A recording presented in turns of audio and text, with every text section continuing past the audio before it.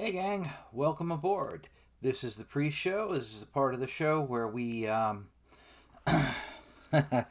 make sure that the audio is working and everybody can hear us. I'm just sending a message to listener Monica Hoagland. Hey gang, welcome aboard. This is the pre-show. This is the part of the show where we make sure that the audio is working and everybody can hear us. And as you can tell, listening through the microphone, that the mic is working.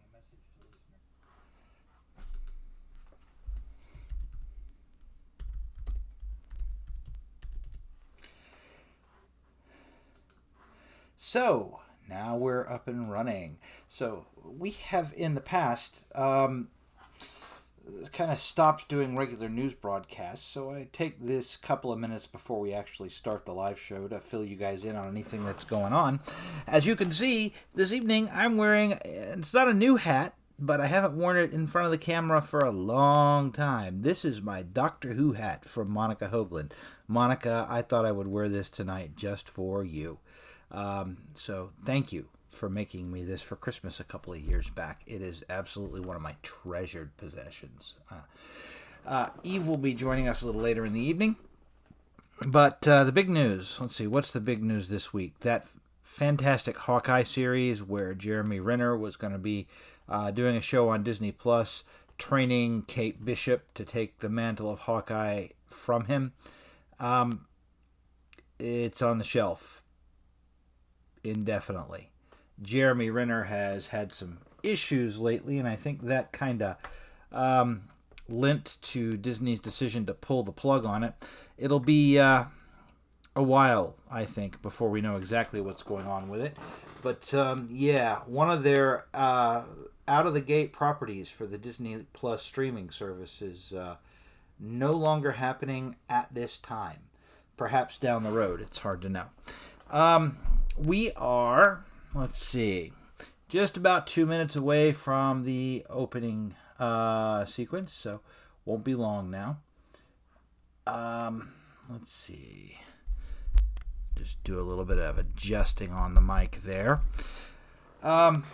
We have some fun stuff for you guys, and we're trying at least one new thing this evening for the sake of adding more content to the program going forward. Next week, we'll do a public domain show where we talk about all the cool stuff that's entered the public domain in 2020, and there's quite a bit of it. But this week, we're just going to kind of fly by the seat of our pants and see what happens. 1 minute till opening sequences.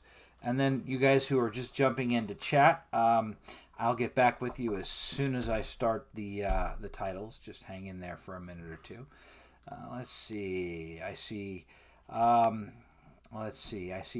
we have in chat Christopher Hoagland at Ifrit of Fire. We have Why Not, which would be Monica Hoagland. We have Magnificent User. Oh gosh. Which of you is Magnificent User? I'm not sure. That's a new handle. I'll have to guess at it for a few minutes. All right.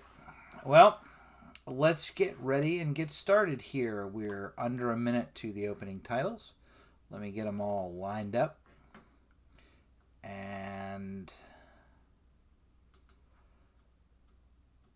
here we go.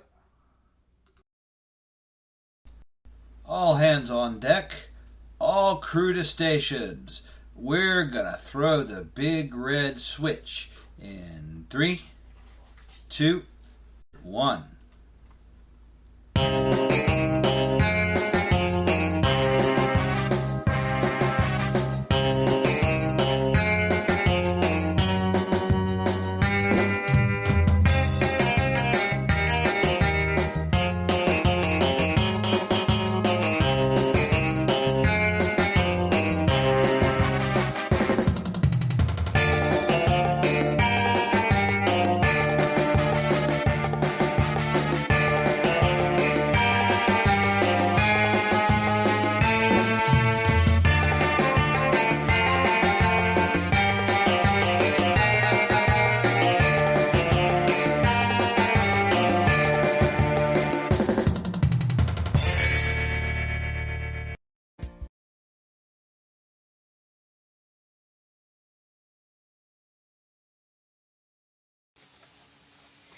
Greetings, friends. This is Buckner Woodward with People for the Ethical Treatment of Fantasy Realm Creatures, or as we have come to be known, PetFrack. Tonight, I would like to bring your attention to an imaginary creature which is much maligned in today's popular culture. I am speaking, of course, of the Chupacabra. Chupacabra is credited with disaster, mayhem, and Mexican goat sucking in the southwest United States and Central America. Now, I'm not entirely sure whether the goats are sucked in Mexico, whether the goats that are sucked are Mexican goats, or, well, I simply don't know. What I do know is that this wonderful piece of Mexican folklore has become hated, feared, reviled, and ridiculed in today's society. This reputation is not deserved. Why, who was it when Order 66 went out and Imperial clone troopers began killing Jedi that saved Master Yoda and helped him to escape from Kashyyyk, even as his own homeworld was being destroyed? Yes, Chupacabra. And who saved Luke Skywalker and helped Han Solo to destroy the first Death Star? Chupacabra. Who rescued Han Solo from the bounty hunter and Jabba the Hutt? Chupacabra. Chupacabra was even instrumental in the death of the Emperor and the destruction of the second Death Star. Now, Wait a minute, Buckner. I'm sorry, Captain. Can I help you? I'm right in the middle of a public service announcement. Yeah, Buckner, what the frack are you doing? Well,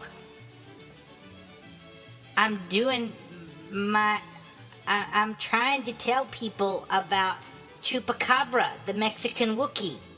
Yeah. We are gonna get so many letters for this. Buckner, come with me. Let's have a talk. One moment. Please remember, friends, to think kindly of this poor, misunderstood, and misguided creature. And remember, Deje que la victoria de Wookiee, which is Spanish for let the Wookiee win.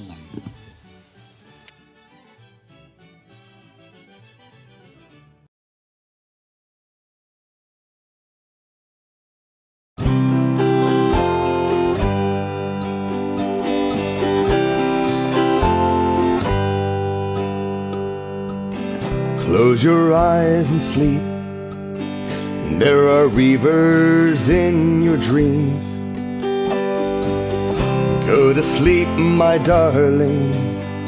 There's a reaver underneath your bed. The reavers in your bed are gonna eat your face.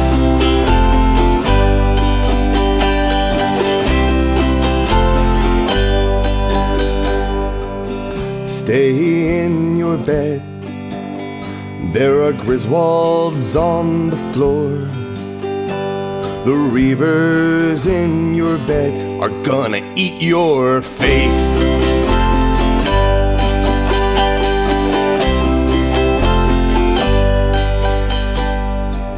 Sugar and spice and everything nice. Why do you think we say that? It's so the reavers underneath your bed will want to eat your face. He used to have a sister. She wouldn't go to sleep.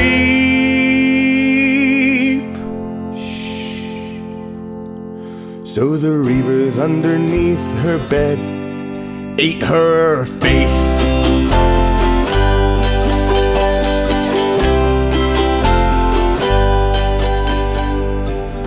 Do not call for your mother. Who is it that you think who let the reavers in? to eat your face.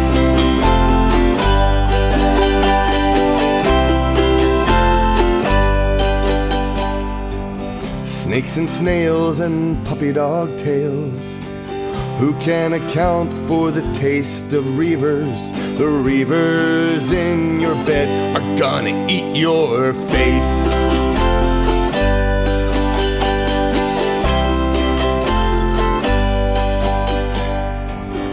Baby, don't you cry, or the reavers won't wait till you fall asleep before they eat your face. My father sang this song to me, but he slipped and he fell on a Griswold, and the reavers underneath my bed ate his face.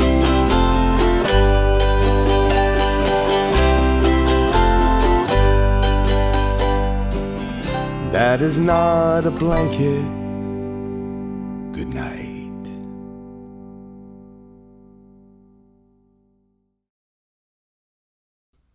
So that was Mark Gunn from As Long as I'm Flying with the Reaver's Lullaby.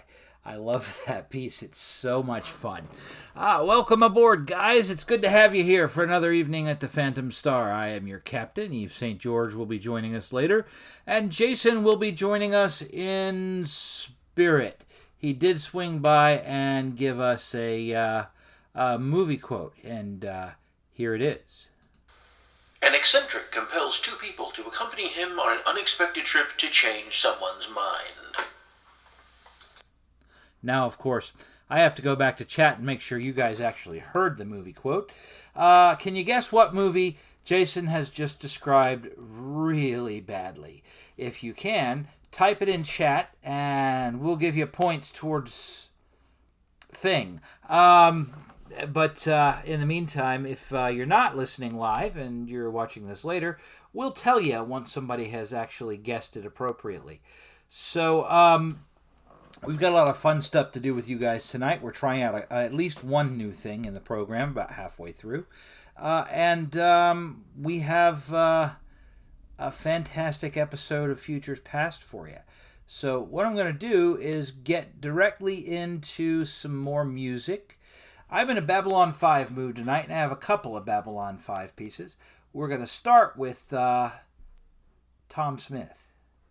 And then we'll tell you a story. Here we go. This is the tale of Mr. Morden. Mr. Morden is who? He is the subject of the shadows, and the shadow men tell what Mr. Morden must do.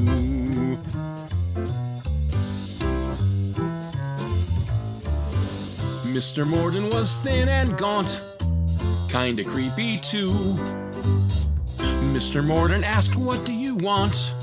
Warlons asked, "Who are you?" Mr. Morden was a sneaky devil. Mr. Morden was. Mr. Morden is the subject of the shadows, and what the Shadowman says he does. Mr. Morden was racked with guilt.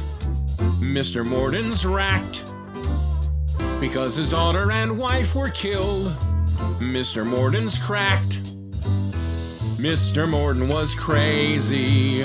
Mr. Morden was. Mr. Morden is the subject of the shadows, and what the Shadowman says he does.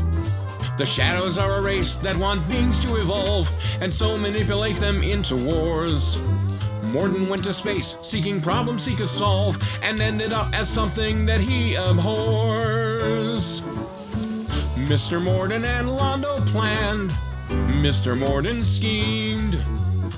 Londo's vision was vast and grand, everything he dreamed. Londo fell into darkness when Idira died. Mr. Morden framed Reefa for her murder. That's right, he did it, and then he lied. The war spanned the galaxy. The Shadow's path was clear. Too bad for Morden that Malari had his veer. Morden went to Centauri Prime, Mr. Morden went. But Malari was waiting there, the shadows attack to prevent. What Mr. Morden heard he didn't like, and then his head went up on a pike. Mr. Morden hurt Londo's friends. Mr. Morden hurt. This is where Morden's tale ends, napping in the dirt. Mr. Morden was an evil man with a complicated evil plan. But who says you can't learn to solve problems non-violently and still evolve? Now the galaxy's peaceful and Morden's off the grid. Mr. Morden was the subject of the shadows, and what the shadow men said, he did.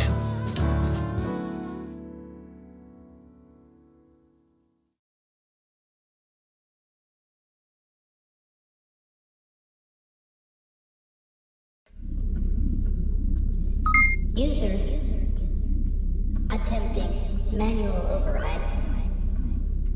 Authorization Highwayman 02269. Welcome aboard, Captain. The con is yours. The Phantom Star presents Futures Past, the best sci-fi from days gone by. And now, your host for this week's program, Captain the Phantom Star, Highwayman. That's me. So, I have a fun piece for you guys tonight. We have run it previously on the audio-only program, but it was a good long time ago. It's an episode of X-1 entitled Stars Are the Sticks, and it's written by author Theodore Sturgeon. Sturgeon, in his lengthy career, wrote over, I think, 120 short stories published in magazines like Galaxy Science Fiction Magazine. He published, I think, 11 novels and wrote a number of pieces of television, including several episodes of Star Trek, the original series. The interesting thing is that he is the father of what is called Sturgeon's Law, and I would consider it to be one of the great truths of the universe. Sturgeon's Law states, essentially, 90% of science fiction is crap, but 90% of everything is crap. I don't know where I could apply that, honestly, practically in daily life without applying it pretty much across the board. It is a strange truth in that what you do with it is difficult to quantify. So the story we're going to run tonight is entitled The Stars Are the Sticks, and it's one of my favorite X-1s. It has everything a good story needs.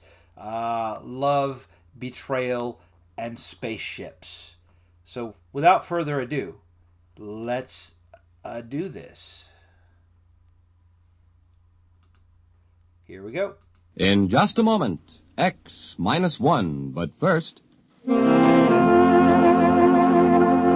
A familiar theme that introduces some of the sweetest music this side of heaven. The music of Guy Lombardo and his Royal Canadian. And beginning Monday, July 30th, NBC Bandstand brings you live 2 full hours of your favorite tunes by Guy Lombardo, Tommy Dorsey, plus wonderful arrangements by Freddie Martin and Wayne King. It's 4 top bands in person, joined by sparkling personalities like Burt Parks and Johnny Mercer, your Mr. Music. Remember, July 30th for the premiere of NBC Bandstand. And now stay tuned for X-1 on NBC.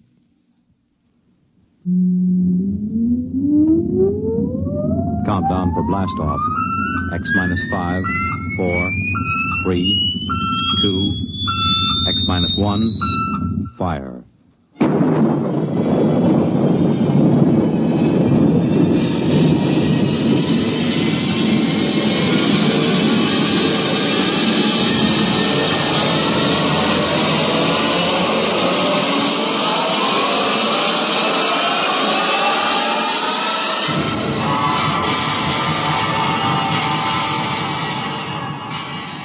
From the far horizons of the unknown come transcribed tales of new dimensions in time and space. These are stories of the future, adventures in which you'll live in a million, could be years, on 1,000 maybe worlds. The National Broadcasting Company, in cooperation with Galaxy Science Fiction Magazine, presents X minus 1.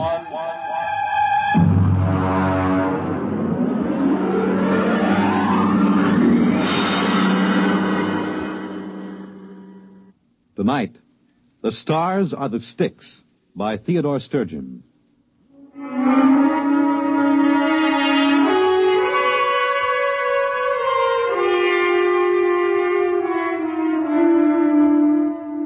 They call me Karen. It isn't my real name, but it suits my job. Karen, you may remember, ferried dead souls across the river Styx of Greek mythology. I ferried dead souls from the planet Earth out into the unknown of space. My little satellite station is known as Curbstone. I've been here for 20 years. Yes? Karen? Oh, Tween. What is it? There's a ship landing from Earth. Is it the regular shuttle? Yes. Okay, we'll check the candidates as soon as they're in. I'll fill out the reports for you. Thank you. Oh, Tween. Yes? Close the door a minute, will you? I want to talk to you. Yes. How long have you been here on Curbstone? Oh, I don't know. I think 2 years? Approximately. And you've been helping me here in the office for almost a year and a half. Have you thought about going back to Earth? Well, yes, I thought about it. And? Well, I couldn't. I'd rather die. I just don't seem to belong there. You'd rather stay here and wait? Yes. Even though you may never become certified for space? One day it will happen. Perhaps. I almost hope it won't. Oh, don't say that. Well, the shuttle should be coming in soon. Maybe this trip there'll be somebody aboard for you. I have a feeling there will be.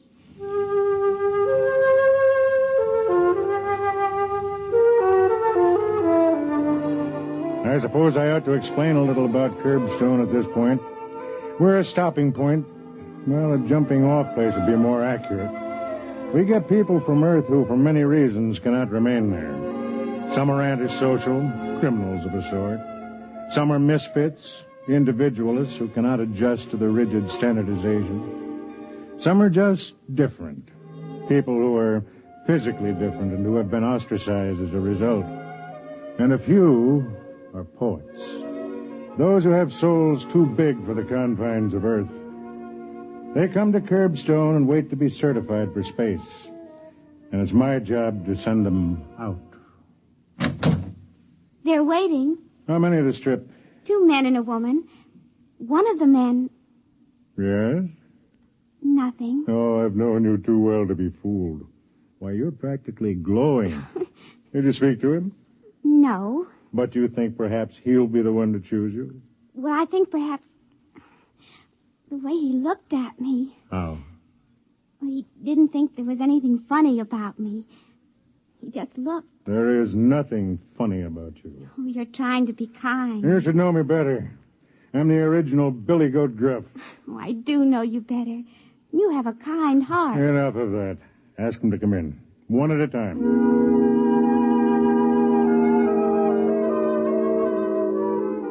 I watched her walk to the door, and I thought she was beautiful. She was, but not in a way acceptable to the eugenics department back on Earth. Tween was an albino. She had silver skin and hair, and ruby-colored eyes. If I hadn't been such an old, fat fool. This way, please. Thank you. This is the senior release officer. He'll check you in. Thank you, miss. Your name, please. Well, don't you know it?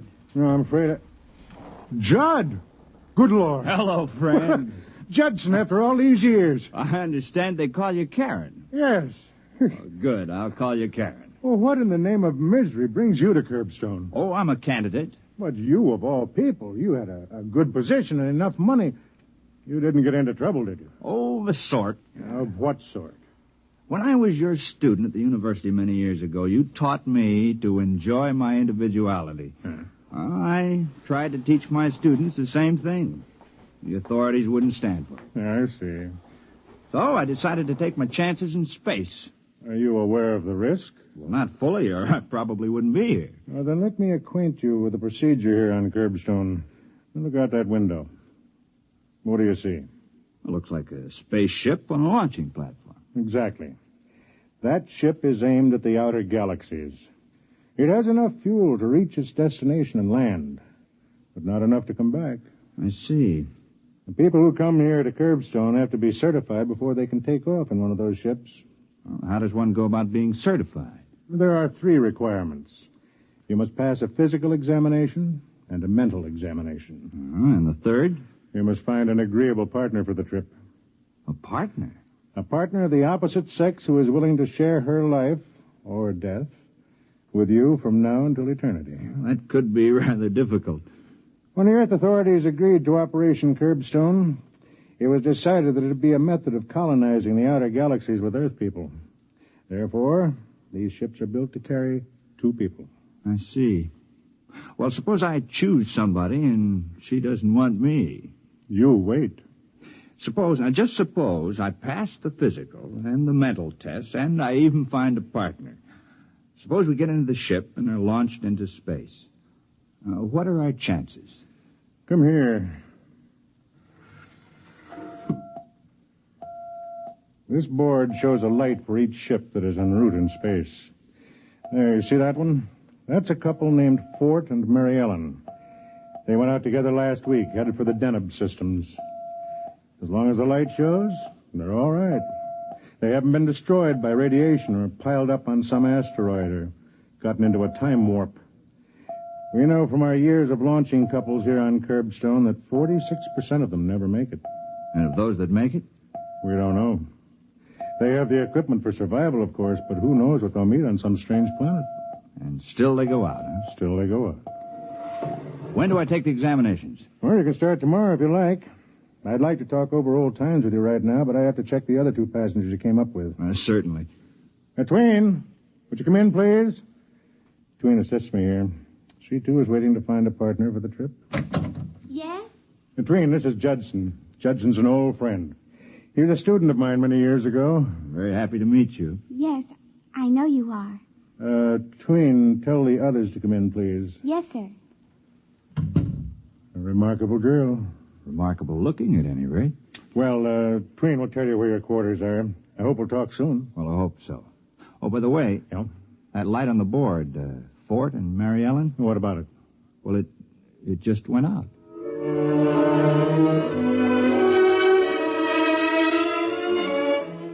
I was happy to see Judson. My memories of our association were pleasant ones. As he left, the other 2 passengers came in. The man was young, dark-haired, and slick-looking. His name was Wald. The woman, well, she takes some describing. Her name was Flower. Her voice was like a cello, and her figure was a walking demand for the revival of the now extinct profession of Peeping Tom. Let me be honest, I didn't like either of them. That takes care of your documents. How long will it take us to be certified? Well, that depends. If you pass your test, it can happen in a week. And suppose we don't pass our tests? You might be here a year, 2 years. There's no limit. You can keep taking the test, or you can return to Earth. Earth? Oh. Well, is there anything to do up here? I'm in excitement. That depends on what you consider excitement. Anything we haven't already tried. Isn't that right, Wald? We decided to come up here, Mr. Call me Karen. Karen. How quaint. Anyway, we decided to come up here because we were bored with the routine on Earth. You're aware of the risk involved? You mean we might not make it? Well, that's life, isn't it? Well, for some. For others, it's death. I don't like that kind of talk. You'll attend an orientation session tomorrow. I'll have my assistant show you to your quarters. Tween. Yes? Come in, Tween. I want you to meet Flower. How do you do? And Wald. Well, Curbstone is exciting already. Something different, darling? Oh, shut up. This is Tween. She'll show you where you live. Oh, a pleasure. A distinct pleasure.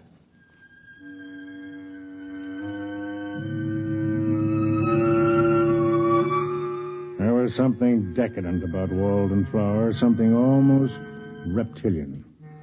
I couldn't believe that these two would ever step into a ship and risk the trip to space. Of course, I could be wrong. Boredom drives people to risk many things. At the session the next day, I watched my three new arrivals. When it was over, I stood talking to Judson. Well, still want to go out? Yes. Pick out a companion yet? Oh, yes. Really? Well, you haven't met anybody yet. I've met the person I'd like to go with. Mind if I ask who? Your assistant, Tween. You don't disappoint me, Judd. I fell in love with her the first time I met her, too. I haven't even talked to her yet, except to say hello and where's the commissary, but there's a quality about her like, well... Like a cool breeze on a hot summer's day.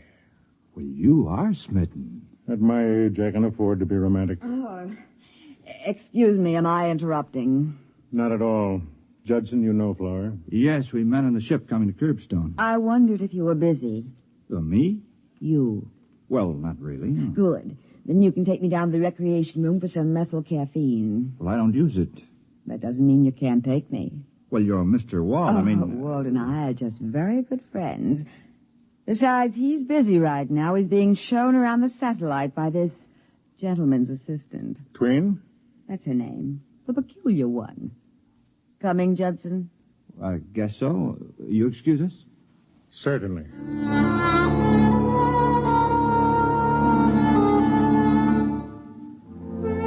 When I saw Tween the next day, there were stars in her eyes. Good morning. Good morning.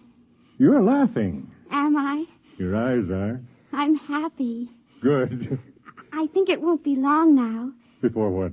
Before I'm certified. Oh? I've met someone who really likes me. I see. Can you guess? No, who is it?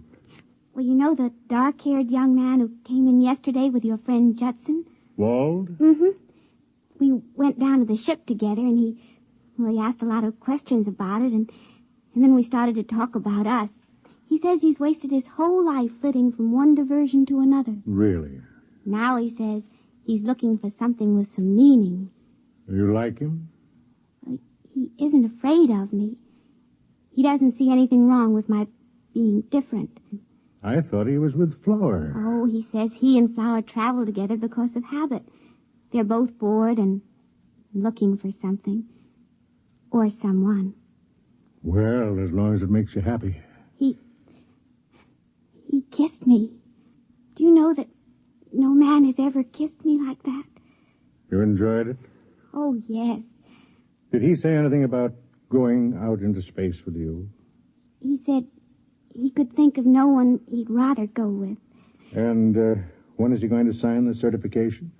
Well, he felt we ought to get to know each other better. For a while, anyway. He's right, don't you think? Yes, I think it would be better. Karen. Yes?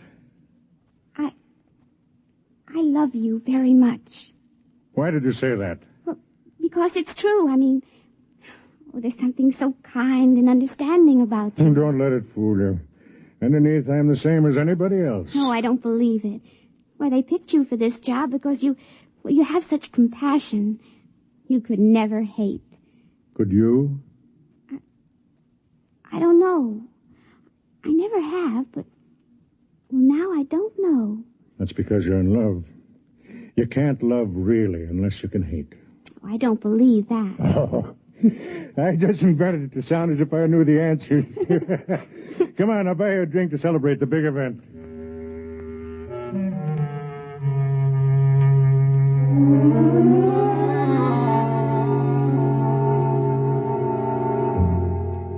I watched her sip the drink, the tones of her skin coming and going with the pulse of her blood. I thought to myself, you're going to be hurt, Tween. You're going to be terribly, terribly hurt. And I wondered if perhaps she didn't know it. Well, Tween, another couple out into space. Maria and Clint. Will you record it and have another ship brought up to the launcher? Tween. What? Oh, sorry, I was thinking of something else. Wald? Sort of. How long has it been now? 3 months. Long time, huh? Well, he wants to be sure. And you? Are you sure? Oh, yes. Nothing to do but wait, then. I have to go over to the Hull Division. Will you take over? Yes.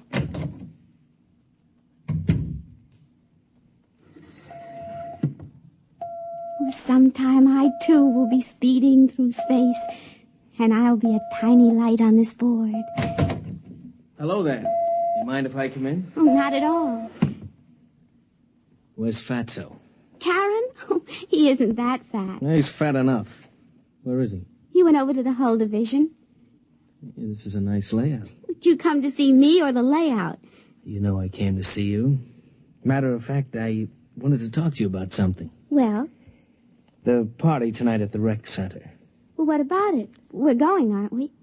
I can't make it. Was something wrong? I'm meeting somebody else. Oh. Flower. I see. Oh, come on, now don't look so hurt. Flower and I have bummed around together for years. Well, I thought she and Judson... Oh, don't be ridiculous. Well, they spend all their time together. Oh, you don't know Flower. She likes to experience new things. When they get to be old, she tosses them away. All except me.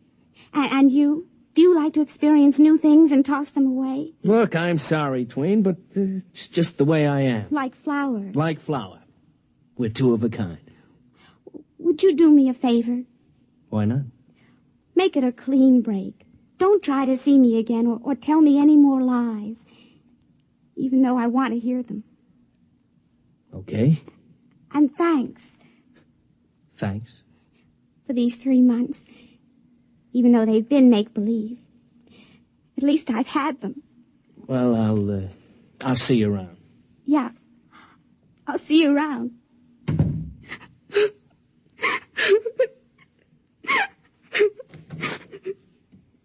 Hey. Oh, Karen. Karen. Oh, no. Just let him flow. He doesn't care about me. He never has. I know. And he's going back to Flower. I know. I saw him leaving. What'll I do? He's the only one who ever wanted me. No, not the only one. Now there are two of us.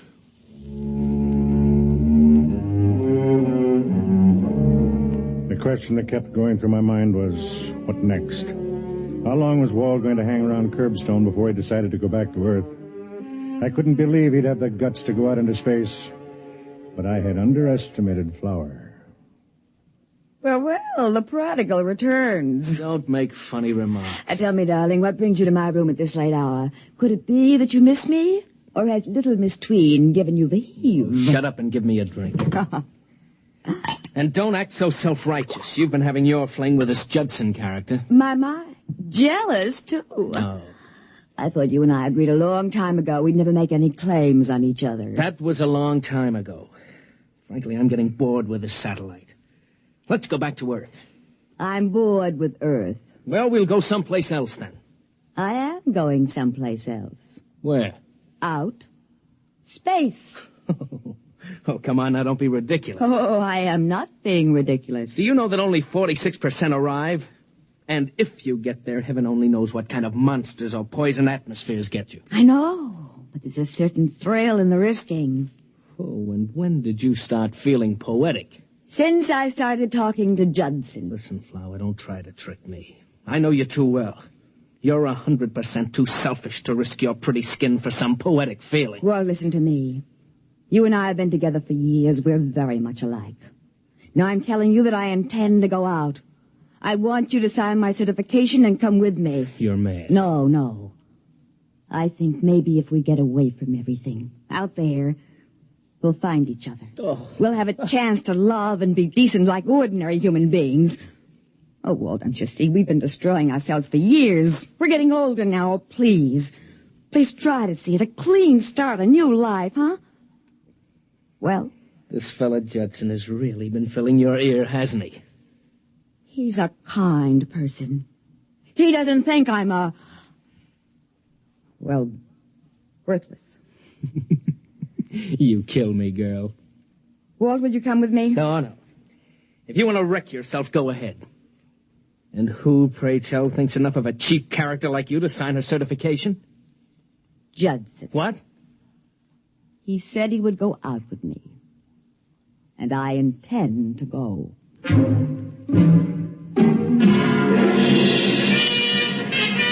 I certified Judson and Flower that same evening. They were going to leave at midnight. I was working late. Come in. Well, Flower, I thought you and Judson... We're not going. At least, I'm not. Oh? Judson decided he didn't want me along. He did? Here. He left this note for me. The story of my life. Nice girl, but who wants to marry anybody like that? Let's see. I'm going alone. Don't try to stop me. It wouldn't work. I'd always look down on you, Judson. It doesn't sound like him. Sounds like every man I've ever known. Except Wald. Wald doesn't judge me. Except Wald? Where's Judson now? Locked in the ship. He's leaving at midnight. 3 minutes. Listen, you wait here. Where are you going? To see if I can reach that ship before it's too late.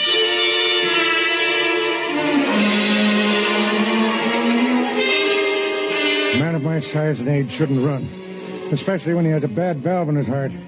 But I covered the distance to the takeoff ramp like a track star.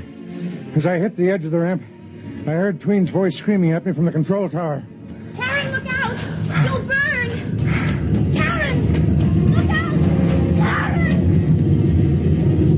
I reached the door just as the rockets were beginning to warm up inside the ship. There wasn't any way to get in except the blast. There's only one way to stop a ship from taking off once the combustion chambers are operating. You have to get the dampening rods into the chambers and stop the chain reaction. It took a lot of beef, but I've got a lot.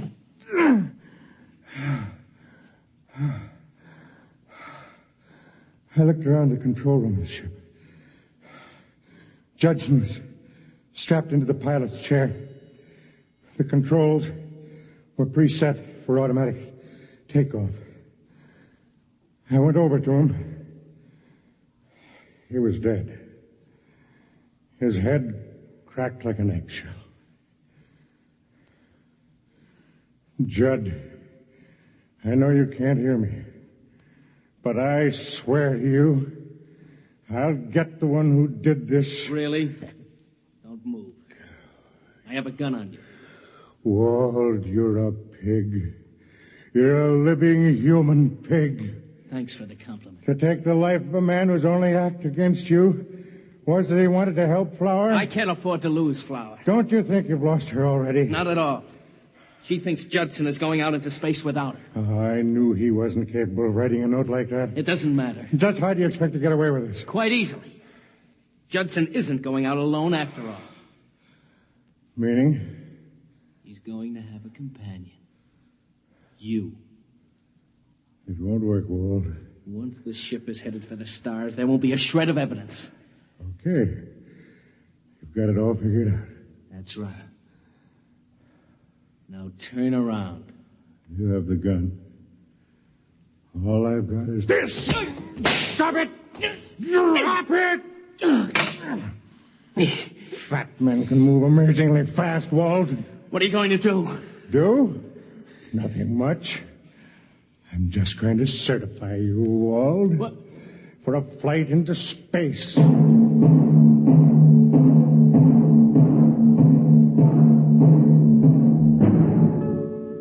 There are things you can do to a man if you know enough physiology. Pressures on the nerve system that can immobilize him for hours. I did them to Wald. Then I set the controls of the ship again and went out. I was breathing hard. Took me a long time to make it up the steps of the control tower, where Tween was waiting.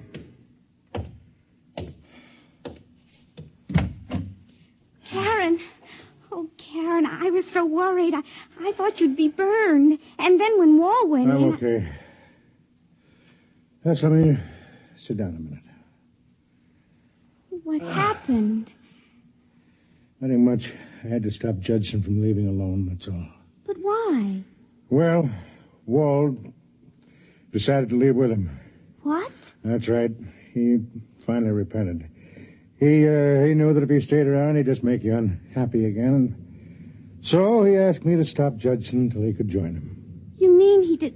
Any second now. There go the engines. He had a spark of decency in him after all. I knew it.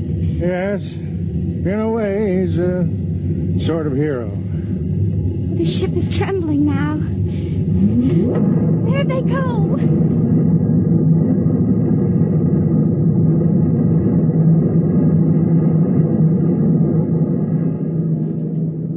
Maybe she knew, maybe not.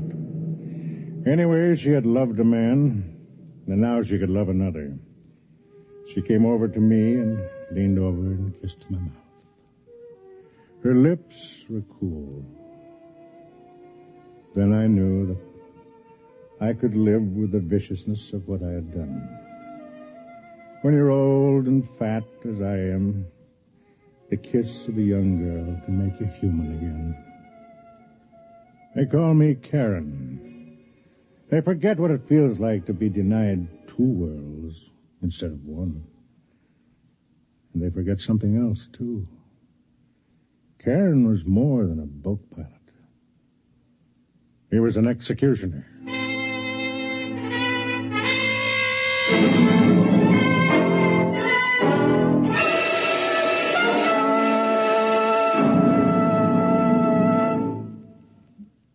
You have just heard X-1, presented by the National Broadcasting Company in cooperation with Galaxy Science Fiction Magazine, which this month features a story by Theodore Sturgeon, The Other Man, which tells of the hardest decision a man could face, to do his job well and thereby aid his bitterest enemy.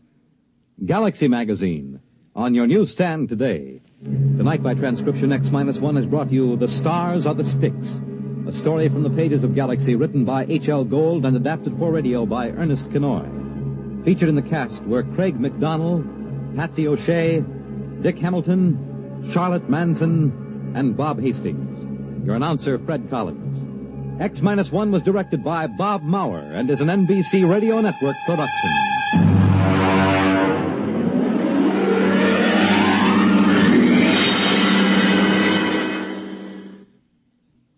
The music of Freddie Martin, live weekday morning starting Monday on NBC Radio.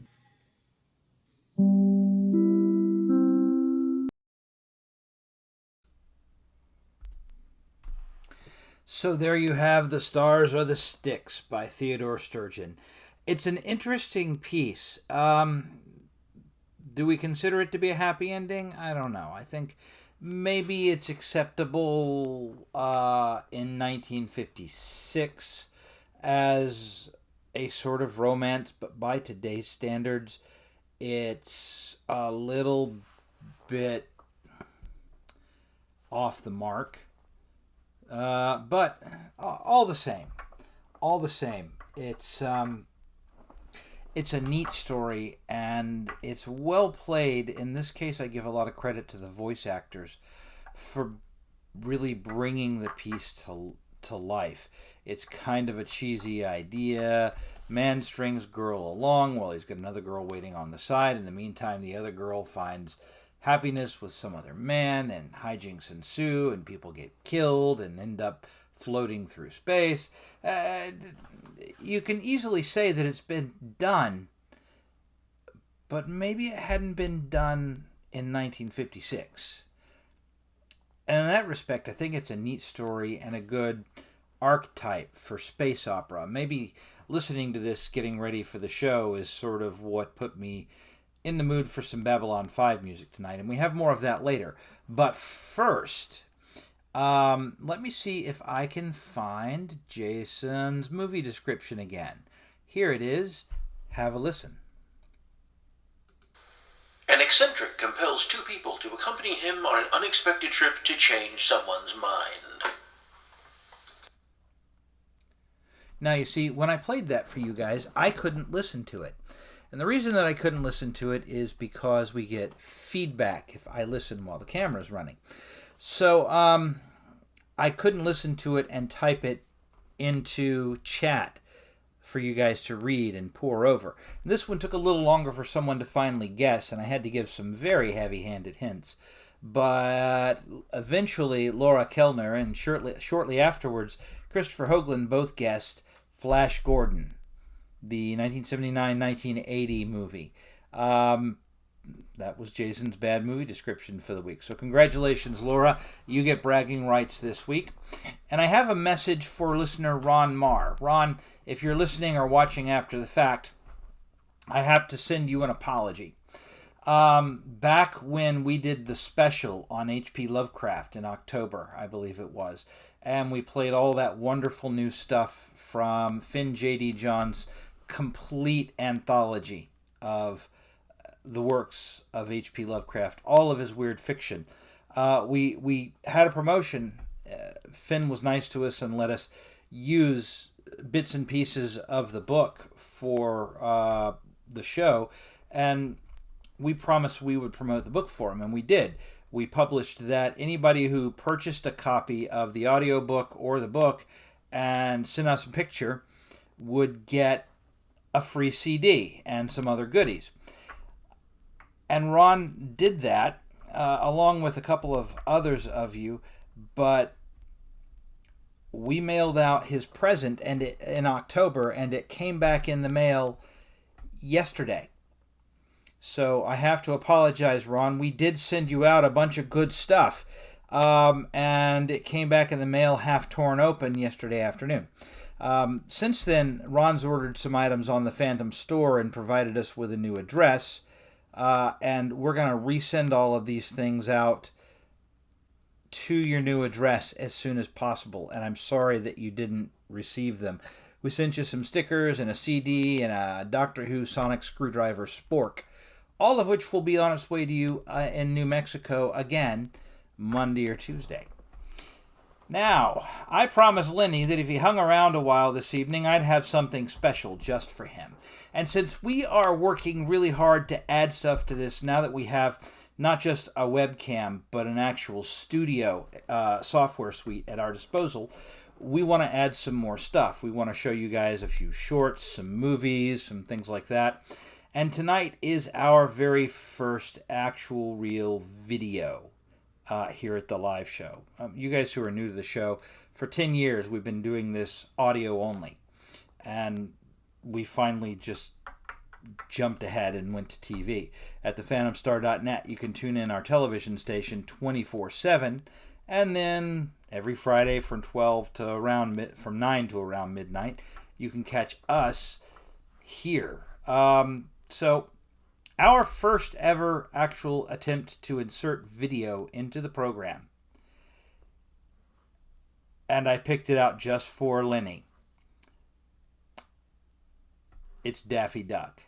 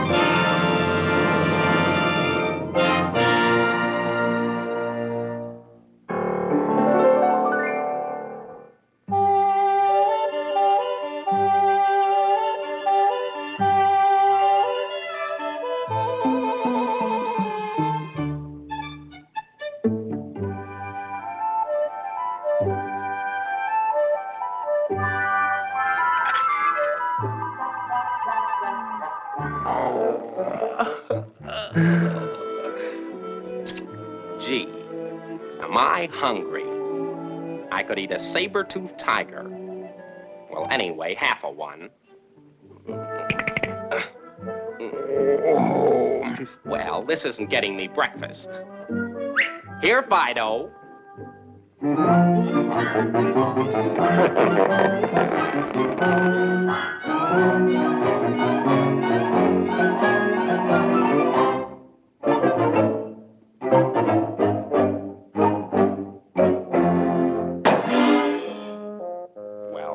thanks.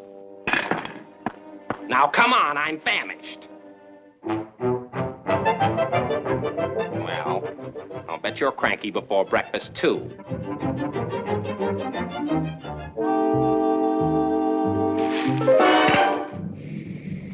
Be quiet!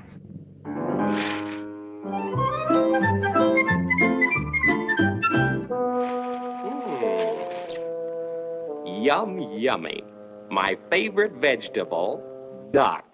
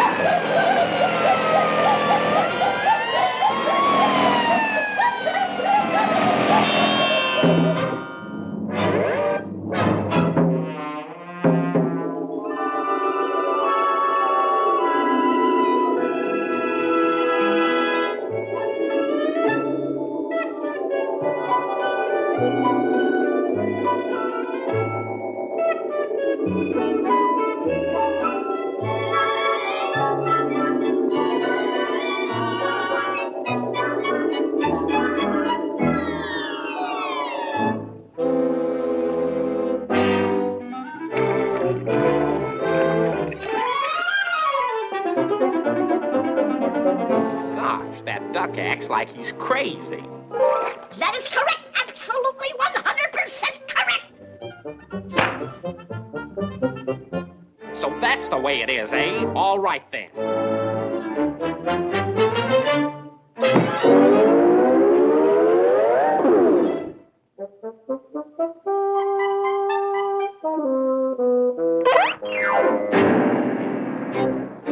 Fine thing. No swimming. Other cavemen get to go swimming, but I never get to do anything. Well, what are you looking at? Don't just stand there. Do something. Now go get it. The big lummox.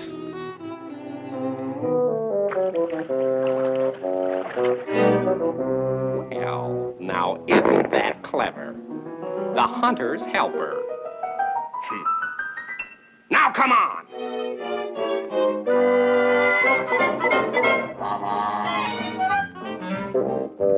Not bad for a guy that never took a lesson in his life.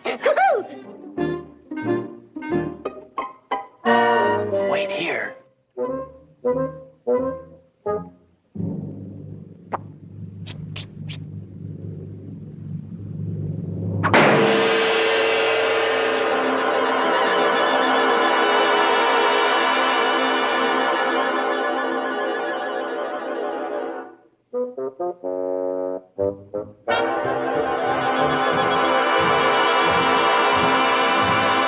Here you are, girlie. Gee, thanks a lot.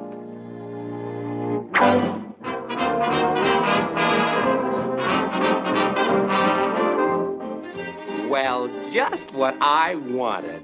A duck breakfast. Gee, I can hardly wait. Come on, Fido.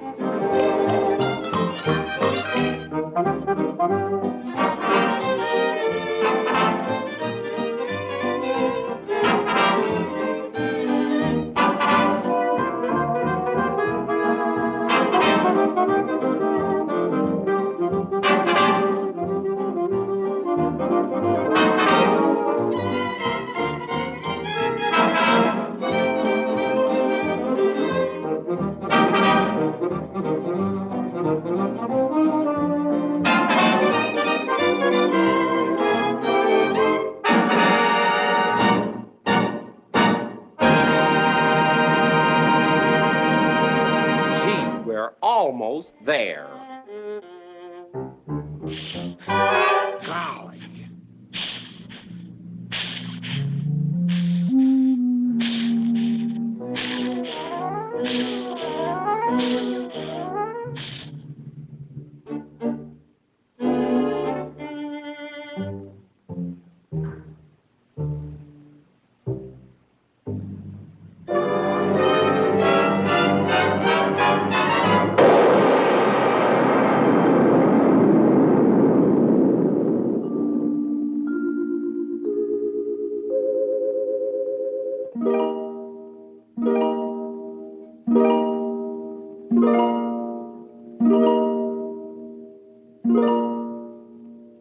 You know, maybe that wasn't such a hot idea after all.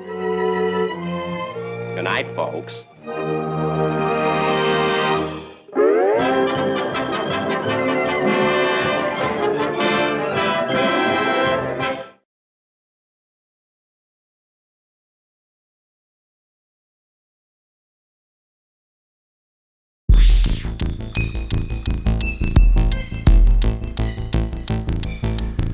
Do you believe in UFOs, astral projections, mental telepathy, ESP, clairvoyance, spirit photography, telekinetic movement, full trance mediums, the Loch Ness Monster, and the theory of Atlantis? If there's a steady paycheck in it, I'll believe anything you say. Are you troubled by strange noises in the middle of the night? Do dark, lonely places simply give you a fright?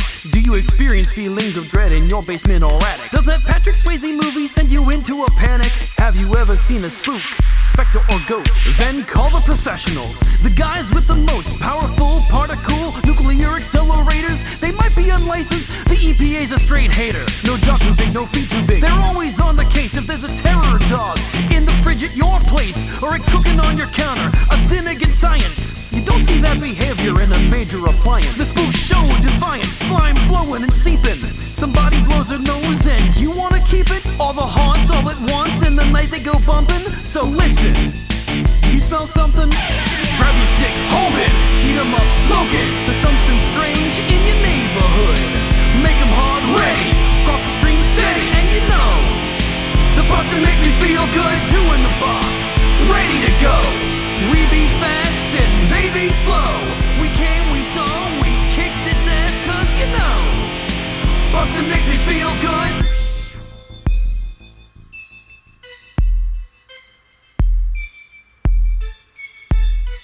They hate this.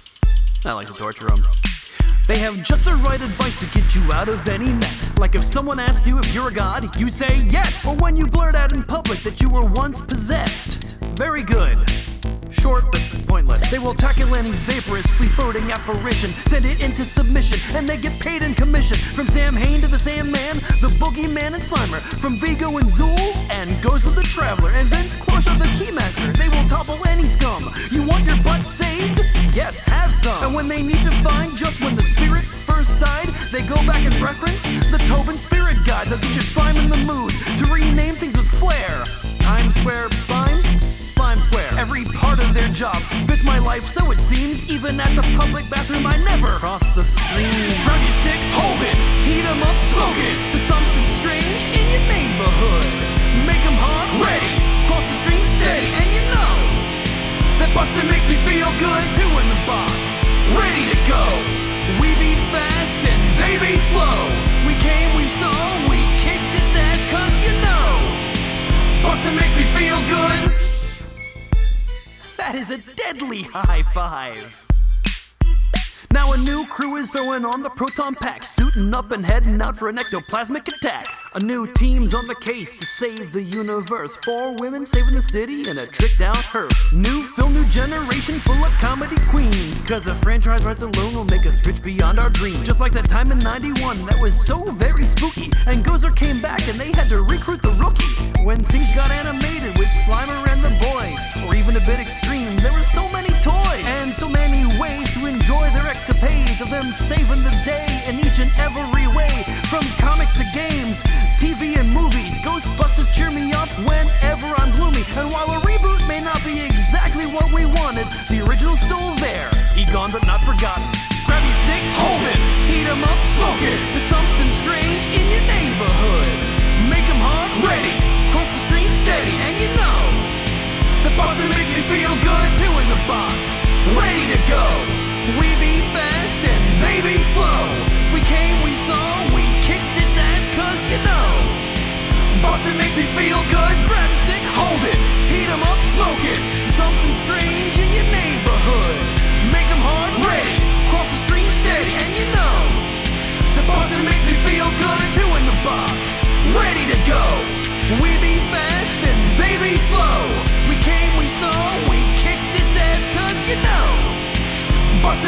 feel good. What have you got left? I'm sorry. I'm terrified beyond the capacity for rational thought. Hello, listeners. I'm Crewman Mullen. You know you're in for something. Between the time when the oceans drank Atlantis and the rise of the sons of Arius, there was an age undreamed of. Sword fighting, monsters, guys getting limbs cut off. Bloody violence, some nudity, and some sex. Sci-fi action and violence.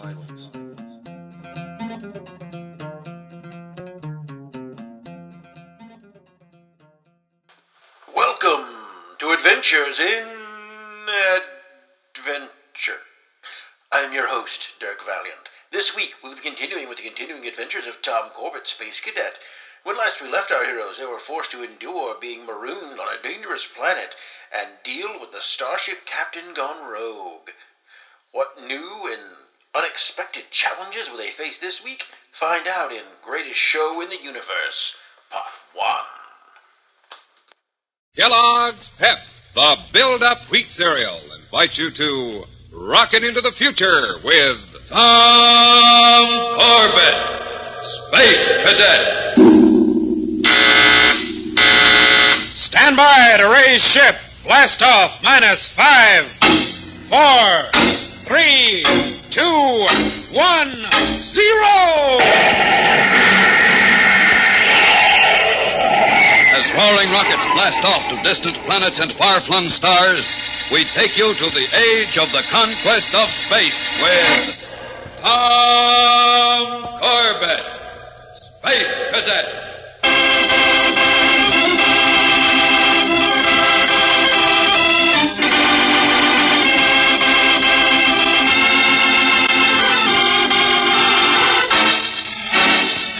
It's a quiet day at Space Academy.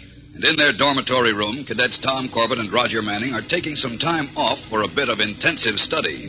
Suddenly, the silence is broken by a message on the intercom. Attention, please. Attention, please. Cadets Corbett and Manning report to briefing room number 3 on the double. Cadets Corbett and Manning on the double to briefing room 3.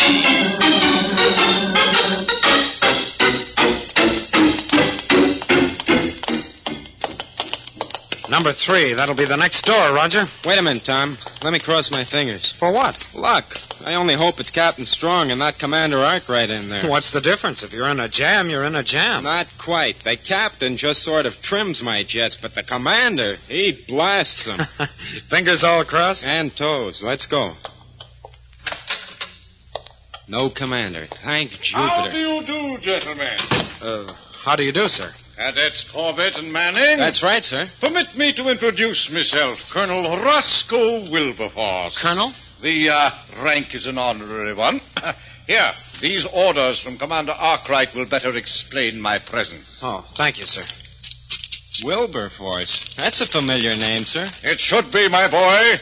To make it known, I've spent enough credits to have it emblazoned across the sky in letters of fire. I, Cadet, am the proprietor and sole owner of Wilberforce's Worldwide Circus, the greatest show on earth. Of course. I remember seeing it when I was a kid. Well, Grandpa, you're going to see a lot more of it. You've read the orders? Yes, sir. What cooks, Tom? We're being placed on detached service and charged with transporting the Colonel's circus to the planet Venus. A circus? Not a, my boy. The circus. Through space, I may be blast happy, but I don't get it. A cultural mission of the greatest magnitude, Cadet Manning. An interplanetary circus. Yes, for the first time, the greatest show on Earth shall become the greatest show in the universe. But transporting a 3-ring circus through space... Only one, my boy.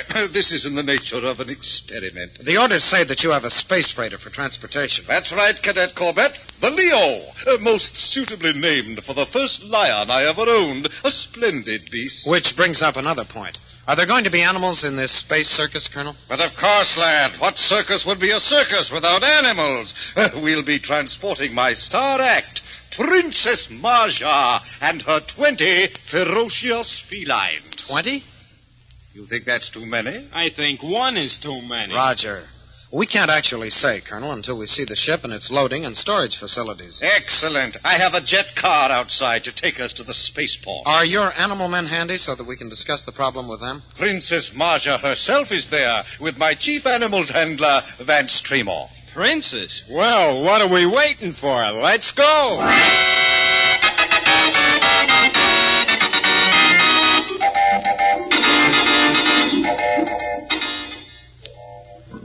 That's it, Princess. Are all the cats fed, Vance? Tearing the meat apart and purring like kittens. When's the Colonel going to show up with those space jockeys? Well, he left the academy a few minutes ago. Ought to be here shortly. Think I got time to get a bite before they show up? Sure, go ahead, Vance. Just tell me where you'll be in case we need you, huh? Down at the spaceport cafeteria. I'll see you in about 20 minutes.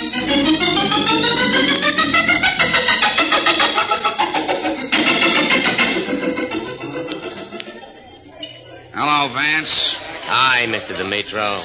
You're late. What kept you? Feeding the cats. Here, let me punch up my food order.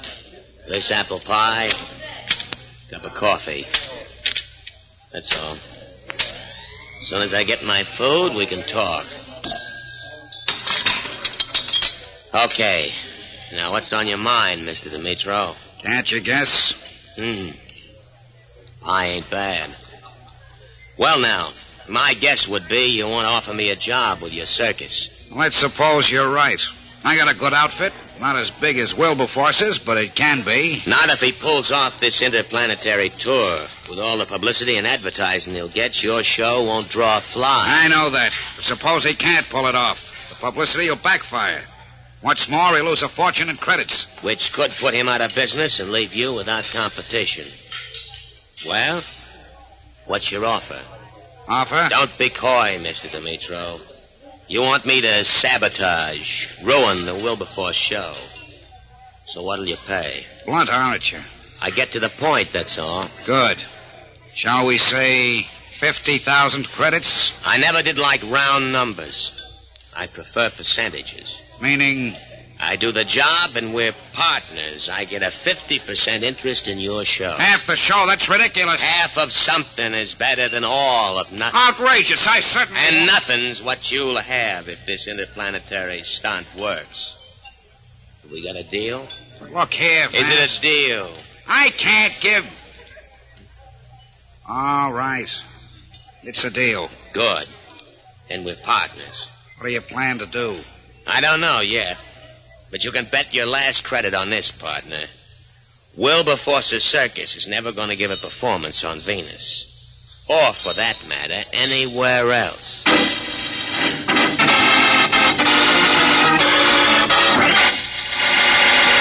We'll return to the exciting adventures of Tom Corbett, Space Cadet, in just a moment, so stand by. Say, spaceman, have you sent for your space goggles yet? Well, if you haven't, listen carefully. The time to get this special Space Cadet equipment is now. Ask Mom to get a package of Kellogg's Pep. You'll enjoy that hearty whole wheat flavor. And Kellogg's Pep helps you take advantage of this exciting Space Cadet offer. These official space goggles are the same kind worn by Tom Corbett, Astro, and Roger Manning out in space. In fact, every cadet is issued space goggles by Space Academy Supply Headquarters. Now, here's where you come in. Supply Headquarters now has space goggles ready for all spacemen. They're ready to send them out to you right now. Oh, wait till you see these goggles, spacemen. They're made of one sweeping curved piece of clear, colored plastic, like a giant bubble covering both eyes. These goggles are designed for high-speed action, while you want to use them every time you're out on skates, on a bike, or riding in a car. Now, here's how to get your own official space goggles. Send 25 cents, 1 Kellogg's Pep box top, and your name and address. Now, make sure you write that down, spaceman. 25 cents, 1 Kellogg's Pep box top, and your name and address. Now, send them to Kellogg's, Box 346, Battle Creek, Michigan. Repeat, Kellogg's, Box 346, Battle Creek, Michigan. Be ready to blast off like a real space cadet. Send for your official space goggles today.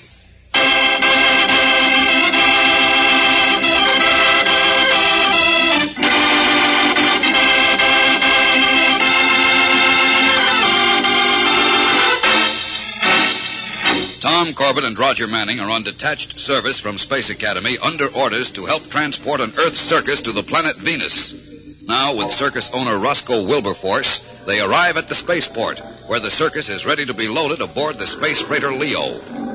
Oh, I have been waiting for you, Colonel. Meet Cadets Corbett and Manning. And this, gentlemen, is Marja, mistress of 20 ferocious felines. Keep the dealing, Colonel. My friends call me Maggie O'Neill. Swell. I definitely plan on being friends. How nice. Marja, the boys are going to supervise the loading of our space freighter.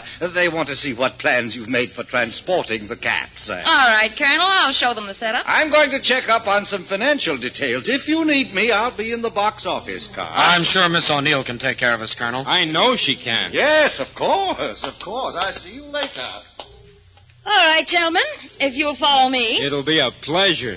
Simmer down, space boy. This is business. Tell me, gorgeous, how did a dreamy space doll like you ever become an animal trainer? At a very early age, I got my start taming wolves. Like you. Oh. Satisfied, Roger? I feel a drop in the temperature. Suddenly become as cold as the rings of Saturn. Well, let's go into the menagerie tent. My big cats can always make it hot for you. Come on, Roger, let's go.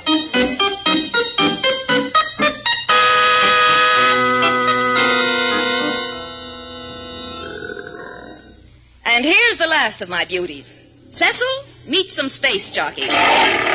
He doesn't sound like a Cecil. Hey, don't put your hand in there. He likes to have his ears rubbed. Got a bit of wolf in him. Wolf? Yes. Go ahead, Mr. Manning. Rub his ears. Thanks, but I've still got a lot of use for this arm. So I gathered. Too bad. You know the old saying, love me, love my cat. I think you've met your match, Roger.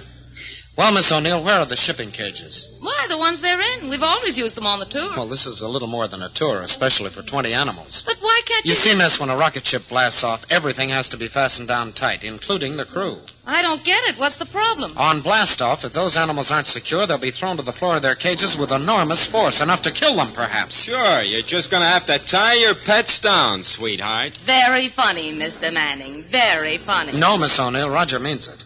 Tell me, when the cats get sick, how does the veterinarian treat them? If he's smart, he shoots them. Those animals are worth 5,000 credits apiece. You don't shoot 5,000 credits. You use the vet's cage over there. This one with the straps? Uh-huh. Oh, how does it work? Well, the sick animal's prodded into the cage. Mm-hmm. We snag his feet, throw him down, and then pass those leather straps over the animal. Which straps him down so he can't move at all. Right. That way, a vet can even pull an animal's tooth and has. Some fun. There's our answer. Equip 20 cages with straps, tie the animals down for blast-off, and release them afterwards. Oh, we could do that. Wait, look, honey, as far as I'm concerned... As far as you're concerned, Roger, you'd better start developing an affection for cats. Huh? Yeah, go ahead. All right. Pretty kitty. Nice kitty. You crazy cadet.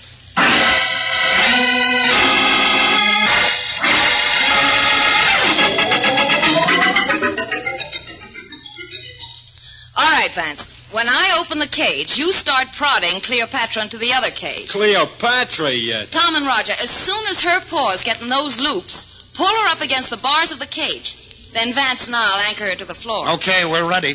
Well, here goes. Poke her, Vance. Go on, Cleo, move. She doesn't want to. Wait, here she comes. Watch it. She's almost in the loops. We're watching. That's it. Yank! Pull her, boys. Come on, Vance. Pull harder, Roger, pull. She's doing some pulling herself. Keep it tight. Like the tunes from ancient history. Hold that tiger. Roger, don't make jokes. Keep the rope taut. She's getting one paw loose. Watch out, Cadet. Watch out! Oh! She got me. Ripped my arm. Keep the rope taut, Roger, whatever you do. I got it. My arm feels like it's on fire. I can see. Cleo sliced right through your uniform jacket. You're bleeding. Tell me something I don't know. Hold tight, boys, while I get this strap through. Watch out for that free paw. I will. Here, take it, Vance. I got it. Few more seconds, boys. Yep, all right. There. That's it. You can release the ropes. She's secure now. And unhappy. Look at those eyes blaze at us. I never saw anything worse, even on the dark side of Mercury. I think it's going to work, Vance. Yeah, if my arms hold out. Now, let me look at that scratch, Raj. Yeah, I don't Cleo's think claws didn't do much more than scratch the skin, fortunately. But we better get you over to the Spaceport Infirmary right away. I'm all right. I can take it, Junior. Let's not run the risk of infection. We'll get the arm fixed, and then, well, there's only 19 more cats to go. Only? By Jupiter, Tom, I want to get in outer space, where the only thing we'll have to worry about is bumping into a nice, gentle asteroid.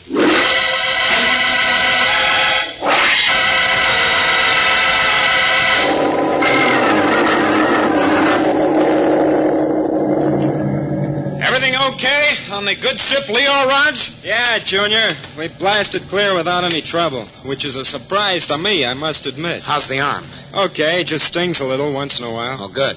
Then we're on our way and in pretty good shape. Yeah, considering the mission we're on, yeah. Personally, Roger, I think it could be fun. Sure, 1,000,000 laughs. Corbett and Manning, the cosmic clowns. I'll bet we wind up doing an act with this outfit. We'll be the rage of Venus. You've got enough ham in you to do it. I'm ignoring you. And speaking of Venus reminds me, I better go down and check the animals again. Especially the one called Princess Marja. Could be, Junior, could be. How often do you want her to trim your jets, Roger? That, Thomas, was on Earth. Manning never functions properly as an Earthling. Space is my element. But you'll have to excuse me now. I must instruct the princess in the mysteries of space travel. Go ahead, Roger. But one thing. Yeah? When she takes your head off and hands it to you, bring it back here. I've always wanted a solid ivory bowling ball.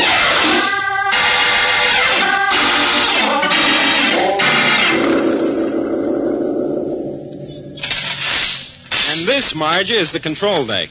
Oh, fascinating, Roger. Hey, who? Oh, Roger. The princess wanted to see the control deck. Oh, sure. Roger's been showing me over the ship. And note the head, Tom, still on the shoulders. Huh? Just a private joke, Miss O'Neill. Oh.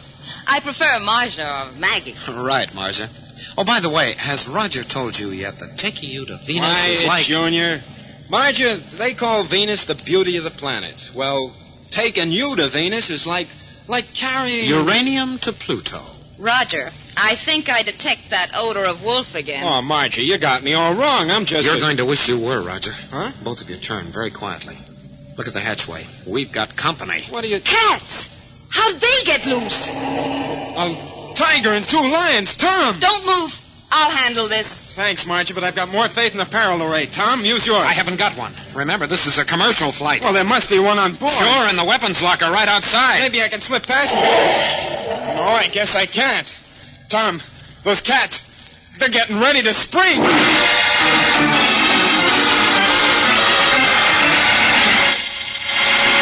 We'll return to the exciting adventures of Tom Corbett in just a moment, so stand by. Special report from Space Academy Supply Headquarters, Earth, to all space stations. Subject, official space goggles. Supply Headquarters reports all groups working full strength, day and night shifts, issuing official space goggles to all spacemen. Delivery to space stations on outer planets will follow shortly. Interview with Commander Arkwright specifically requests your fullest cooperation. Spaceman, this is Commander Arkwright. As you heard in that report, we're going full speed ahead to make sure we have your space goggles ready for you. Now, here's what to expect. Space goggles are not like any other goggles you've ever seen. They're a one-piece plastic bubble that fits over both eyes at the same time. A sweeping plastic plate that protects your eyes from wind, dust, and dirt. It's a valuable piece of equipment for every spaceman to have. That's why I want you all to send for your space goggles as soon as possible. Now I'm going to play a special telerecorder message with complete instructions on how to get your official space goggles. Listen carefully and write down the necessary details. To get official space goggles, send 25 cents, 1 Kellogg's Pep Box Top, your name and address. Repeat, 25 cents, 1 Kellogg's Pep Box Top, your name and address. Send to this address, Kellogg's, Box 346, Battle Creek, Michigan. Repeat, Kellogg's, Box 346, Battle Creek, Michigan. There are your orders, spaceman. Send for your space goggles right away.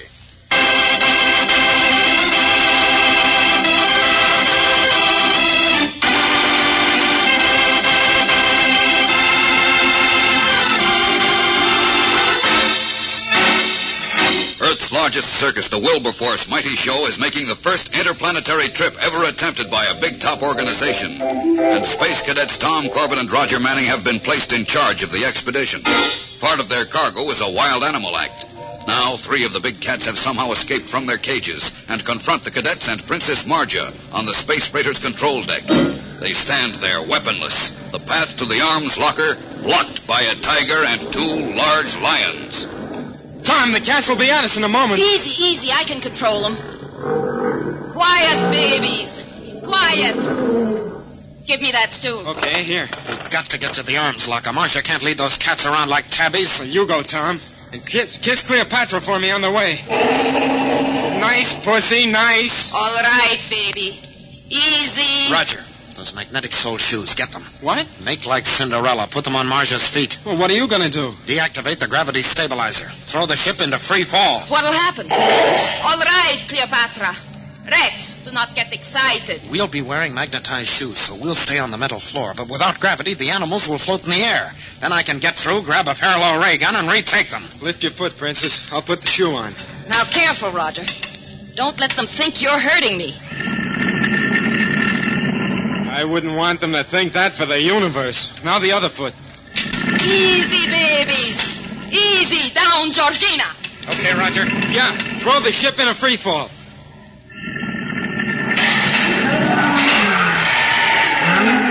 Easy, baby.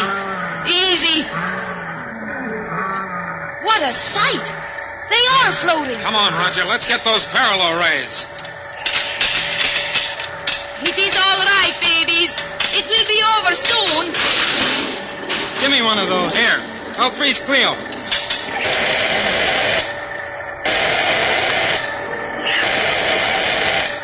My pets. Statues. Drifting statues. And she's sorry for them yet. Oh, get them down, please. Which motor do you turn on? Don't touch anything, Marja. Turn that gravity stabilizer on and they'll crash down and break some bones. Give me a hand. We'll pull them down on deck. Okay. Wait till I tell my grandchildren how Roger Manning twisted a tiger by the tail. Don't you hurt her, Roger. Oh, she can't feel anything, Marja. But she can see and hear you. The ray doesn't affect that. Hey, that's right. I better make friends. Nice pussy. Nice pussy. See, I rubbed her ears. Stand by. I'm going to turn the stabilizer on.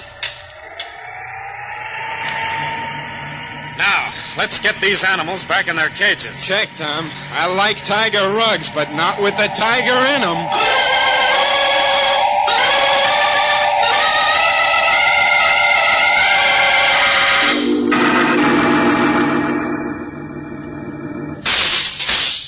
All back in their cages now, Tom, so we can release them from the parallel ray and have a nice, peaceful trip the rest of the way. I wouldn't count on that, Roger. Why not?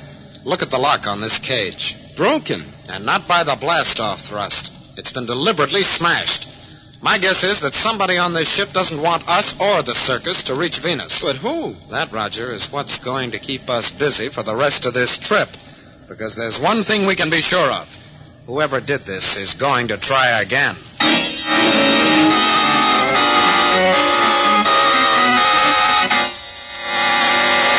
Don't miss the next action-packed adventure with Tom Corbett, Space Cadet, on Thursday, when Tom and Roger discover the traitor in their midst and pursue him through space. A race against death in Part 2 of The Greatest Show in the Universe. Tune in, same time, same station for the next thrilling interplanetary adventure with Tom Corbett, Space Cadet.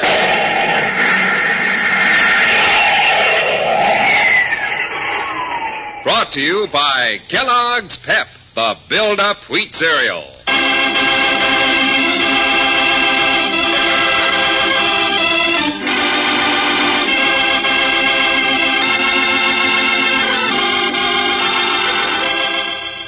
Tom Corbett, Space Cadet, starring Frankie Thomas, can also be seen on television and appears in the comic sections of many of America's leading newspapers.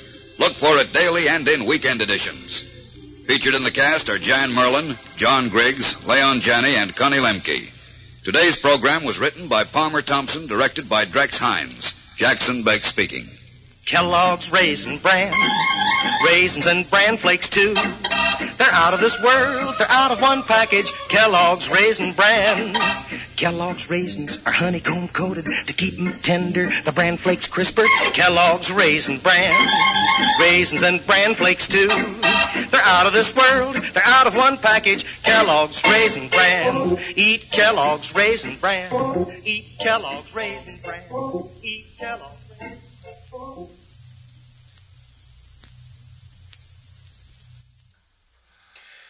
Step right up, come one, come all, and witness the awe and majesty of the one and only Manning the Magnificent. Watch as he hits on the only woman in the episode. See as she's completely uninterested. Observe as that fact goes in one ear and out the other. Yes, he's Manning the Magnificent, and your disinterest is completely irrelevant. On a different note, I did think it was cool how they acknowledged that the animals would need special handling as kind of a plot thing. You know, the circus people and the audience themselves may not have thought about it, but, you know, because takeoff is a very different thing on a spaceship than it would be on any other form of, you know, transportation they'd used before. I also like that Magda was integral to resolving the cat crisis instead of her being reduced to just a damsel in distress that Roger could save to impress. Oddly, the other thing that stood out most to me was the scene where the traitorous circus employee is approached by the evil rival circus owner because it seemed like they really wanted us to pay attention to him getting his pie and coffee. He just pushes some buttons and gets his food. It's so futuristic. It's so high-tech. It's so much like an automat, which the audience at the time would have made the connection to. I guess it just appears more sci-fi to us now because automats aren't so well known these days and seems kind of like the replicator from Star Trek. I mean, I'm honestly not sure if the machine was making the food as it gave it to him or if it really was just an automat, but I still think it's cool.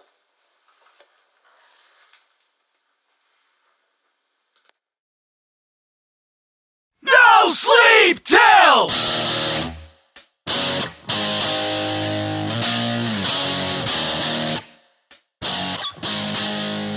Babylon!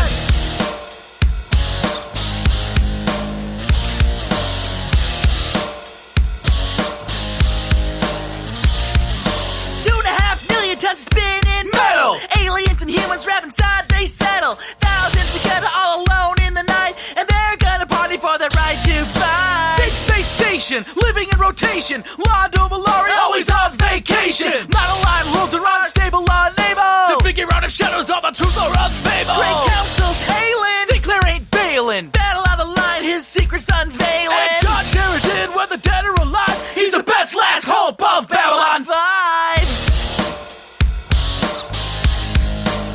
No sleep till! Here's a little story Zathras would like to tell about three bad brothers Zathras knows so well. Well, there's the Vorlons and Minbari and the Nard and the Sutari and the Vree and the Prekiri and the Pac-Mara. If Onifa's cranky, she always acts mean. She'll slap around with Drazi whether purple or green. Marcus got a crush, an endless shock man. Red Ranger with a staff and a can. Dr. Franklin took a walk about the place. Linnear's nowhere near cause he's lost in space. Security's hunting. Bruce Willis has flunky. Garibaldi's off the wagon cause he's drinking brass monkey. The sidecar in your mind he wrestles to determine the location of the nuclear vessels. In Valen's name we rock.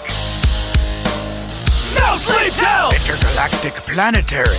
Planetary Intergazathras. No sleep till Babylon! No sleep till Babylon! Ain't got no rest since we started this mess with JMS. Go tour the cons, my man. Psycho Sleeper Agent was Talia. Shakar, he wrote the Chronicles of Narnia. Lionel's plotting all the time, a mover and a shaker. If Veer can't survive, he'll thank the great maker. Dylan is no bonehead, divine and meek. The Vorlon's main leader, total mind freak. Too bad, Zack, just blame it on Kosh. Saw like his hologram and said, oh my god. So it begins. Epic adventure is made from the first gathering to the last crusade. No sleep till! We're just three MCs and we're on the go. Zathras, Mesach, and Abednego. No sleep till Babylon!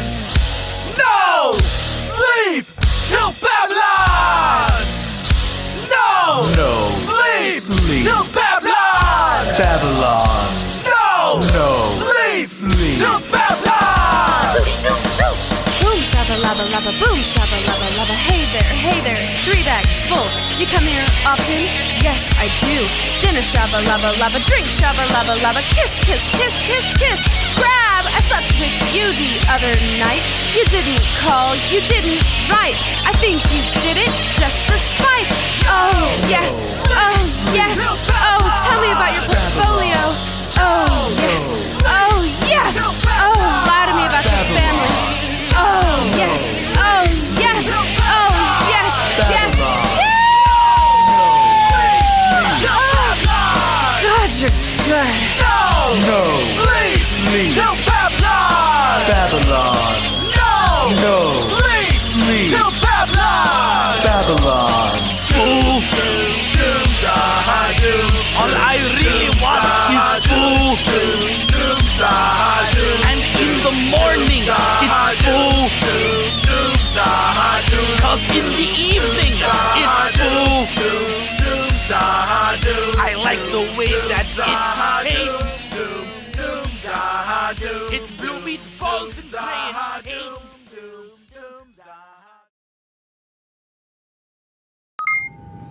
Captain. Sensors show an alien vessel of unknown origin approaching on an intercept course from Sector 17. Oh, great. That's the end of my coffee break. Why do these things always come out of Sector 17? Unknown. Alien vessel is hailing us. All right. Put them on audio. Hey there, unknown vessel. This is Highwayman, Captain of the Phantom Star. What can we do for you this afternoon? Alien vessel. I am Lord Keeble of Rigel 7, Master of the Crab Nebula, Commander of the 7 Fleets of Orion, and Dominar of the Bajillion Cluster. I demand your immediate surrender and the surrender of your passengers and cargo, or we will open fire on you. Oh. Okay. No? Firing control. Fire a warning shot across their bow. Captain, enemy is charging weapons. Enemy is firing. Direct hit. Damage. Nil. Keeble of the clustered...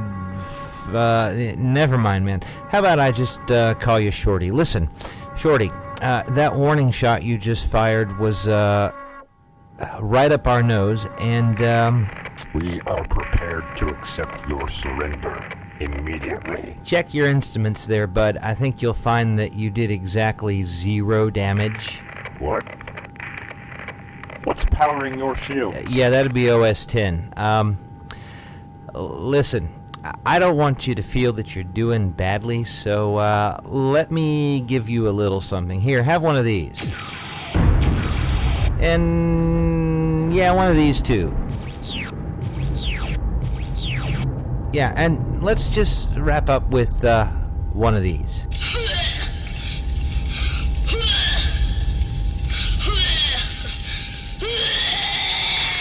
Shields are down. Engines are failing. Quick, get us out of here. Plot a course away. Anywhere. You haven't heard the last of this Phantom Star. I'll be back, and I will have revenge. Yeah. Any old time. It's always nice to meet new people in the infinite and incredibly depressing vacuum of space. Any old time, friend. Enemy vessel has gone to warp. That was fun. Put him on my friend list.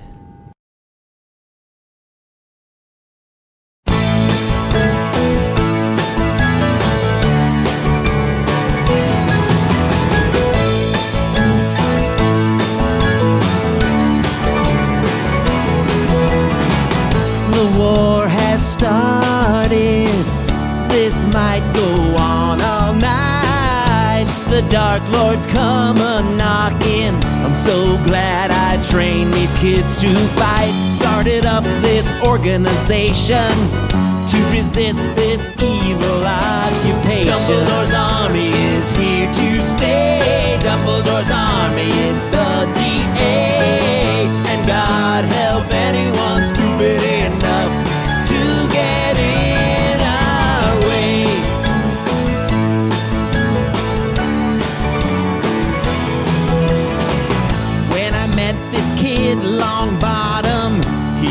never cast a spell. But now I'm glad we've got him. Yeah, he's been giving the Dark Lord a lot of trouble with the sword and his Mimbulus. One more Hallow, one less, darn Horcrux. Dumbledore's army is here to stay. Dumbledore's army is the DA. And God help anyone stupid enough to get in our way.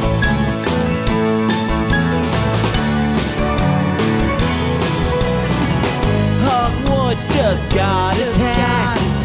Voldemort's in the Shrieking Shack. I'm on the hunt, where did Riddle hide? That bit of his soul he left inside, where no one would find it, so he'd never die. So I let him kill me, and somehow Dumbledore appeared. Now everything's explained by memories from Severus's ear. Snape was on the good side all along. Turns out he was crazy about my mom. Dumbledore's army is here to stay. Dumbledore's army, it's the DA. And God help anyone stupid enough to get in our way. If I get through this, I'm gonna snog Ginny Weasley. And God help anyone stupid enough to get in our way. Oh, oh, oh, oh.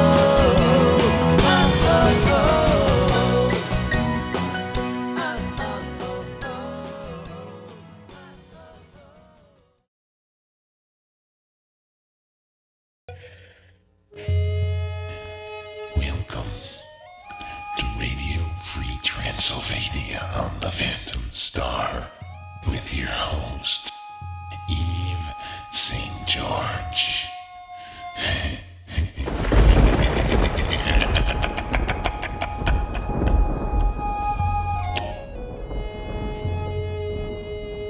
Oh, it's a blanket and bunny slippers sort of day.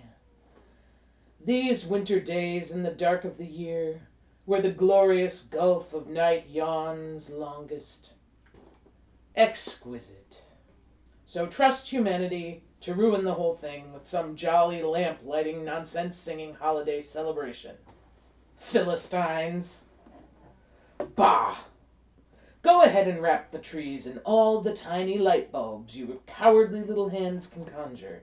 It changes nothing. For winter's wilds are waiting silently, not far from your doors. Where the snow has lain thick on the fields and crags, and human footfalls crack spreading spider webs in the ice, something massive is moving on huge, cloud-silent feet. A plume of breath escapes its monstrous jaw with the reek of flesh once torn by its wicked fangs. Baleful eyes peer unnoticed through windows as the stealthy beast hunts in the dead of frozen night.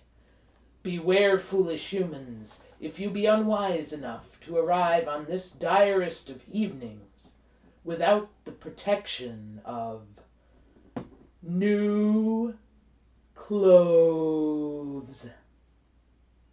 For this, my drearies, is the great Icelandic Yule cat, big as a house and with an appetite to match. He's way too big to chase mice, but just about the perfect size to chase you. So if you haven't seen to your spinning and knitting by the time Christmas comes around, you won't have any new winter clothes to protect you from his ravenous feline wrath. And if you freeze before he finds you, that's okay too. He loves a good meat popsicle. Make sure to reward your loved ones next Yuletide season with a lovely scarf, or hat, or a pair of socks, so they have at least a whiskers chance at not being part of the Yule Cat's evening meal. But yours, Ghoulie, must confess to the snowbound suspicion that behind his bristled face this fearsome feline harbors some secret ambition. Perhaps he'd like to climb Everest, cure feline leukemia, or win an Academy Award for Best Picture when he debuts his groundbreaking film Of Mice-Like Men. Or maybe he fancies himself a noble knight of some great kitty kingdom, bowing his head in reverent service before the throne of the Queen of the Cats.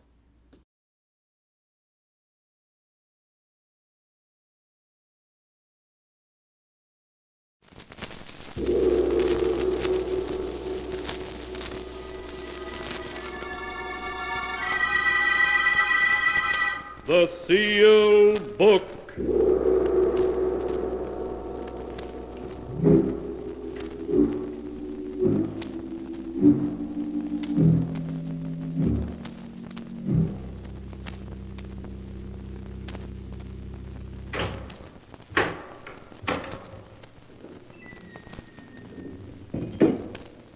Once again, the keeper of the book has opened the ponderous door to the secret vault, wherein is kept the great sealed book, which records all the secrets and mysteries of mankind through the ages.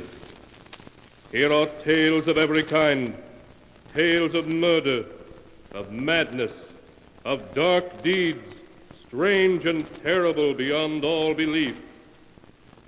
Keeper of the book, I would know what tale we tell this time. Open the great book and let us read. Slowly, the great book opens. One by one, the keeper of the book turns the pages and stops. Ah, the strange story of a woman who was born with the soul of a cat. A tale titled Queen of the Cats.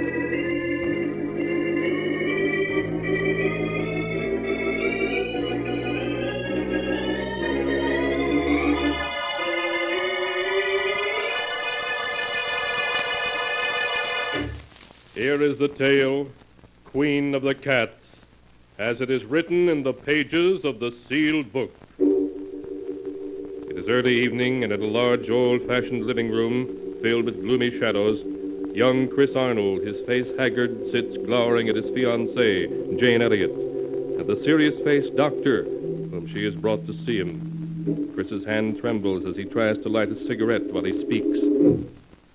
I'm sorry Jane made you come all the way out here to see me, Dr. Smith. There's nothing wrong with me. Nothing, I tell you. Oh, Chris, there is. I know it. Yes, Chris, Jane's right. I've known you all my life, and I can see at a glance there's something wrong. Now, why not tell me, and let me see whether I can help you or not. All right. I'll tell you. I've got to tell someone. Jane knows part of the story already. She was in it. But I'll tell it to you from the very beginning, which was 2 years ago at a party to which Jane and I were invited. Oh, Chris, isn't this a wonderful party? The only thing wonderful about it is you. Chris, don't. People are watching. Oh, fine thing when a man can't kiss his best girl in public. What's this generation coming to? At Miss Tyndall's school, we were taught a young lady never kisses a man in public. Miss Tyndall is setting romance back 50 years. Who are you looking for, anyway? Rana Farouk, my roommate at Miss Tyndall's. Oh, she's the Egyptian girl you were telling me about. Yes, I want you to meet her. Only you'd better not fall in love with her as every other man does. Sounds as though she's a second Cleopatra. Men don't seem to be able to resist her. Really? Well, I'm curious to see this siren of the Nile. There she is, Chris. Come on. So that's Rana. No wonder men can't resist her. Hello, Jane. I've missed you. Rana, this is Chris Arnold. Chris, this is Rana Farouk. Hello, Chris. Hello, Rana. Oh, look, there's Miss Tyndall waving to me. Excuse me, won't you? Of course, Jane. I'll be back in a minute. You know, Chris, at Miss Tyndall's, the first thing I'd see in the morning when I got up, and the last thing before I went to bed, was your picture. And I always knew that someday we would meet. Now we have. Why are you staring at me like that? Aren't you going to say anything? I prefer just to look.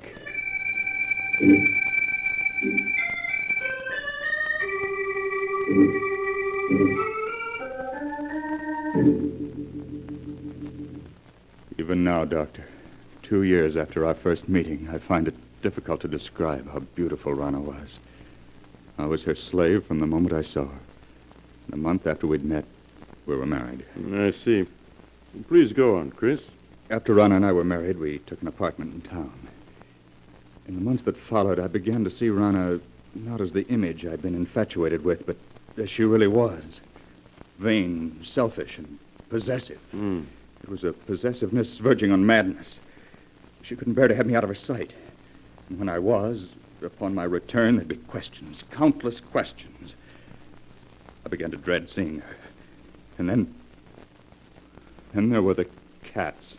The cats? Yes. The apartment was always full of cats. She'd sit for hours stroking them, whispering to them, till I felt I'd go mad. And that was when I got the strange idea that Rana wasn't really human at all, but a great cat herself, wearing human form. She and the cat seemed to talk together as if they understood each other perfectly. Life became a nightmare for me. A nightmare full of cats and Rana asking questions, endless questions. One day I realized I couldn't go on living with her any longer, that our marriage had been a mistake. I decided to tell her about it that very evening, without waiting any longer. May I come in, Rana? Of course, dear. Rana, there's something important I want to talk to you about. Please, Chris, there's so little time just now. We can talk after the party. But, Rana, this is important. I think that... Darling, whatever you have to say can wait. Now, please hurry. But, Please. Well, all right. We'll discuss what I have to say later. Chris, when I called you at the office this afternoon, why didn't you tell me that you'd had lunch with Mary Walker? How did you know I had lunch with her? Oh, a friend told me. A friend? Who was it? What is it, my beauty? What are you trying to tell me? Rana, put that cat down and answer me. Who was the friend that told you I had lunch with Mary Walker? Someone you've never met, darling. How is it you always know what I've been doing? Whom I've been seeing? It's as though you have people spying on me. Chris, what a thing to say. Now, please hurry or we'll be late. There's something strange about the way you always know what I've been doing. Sometimes I suspect... Chris, look out! You stepped on Sabina's tail. Well, if there weren't so many cats underfoot, I wouldn't have stepped on it. Why must you keep 5 cats around? Because I love cats. They're beautiful, sacred. Thousands of years ago, my ancestors worshipped cats. And the great cat goddess Sakonet. On the River Nile, close by the ancient city of Hamadi, where I was born, are the graves of 100,000 sacred cats who have been mummified and buried with reverence. Rana, I can't go on like this anymore. My darling, what do you mean? Our marriage was a mistake. I want a divorce. Chris, you can't be serious. But I am. No, Chris. I love you and I won't give you up. You're mine, darling. You always will be. Nothing shall ever separate us.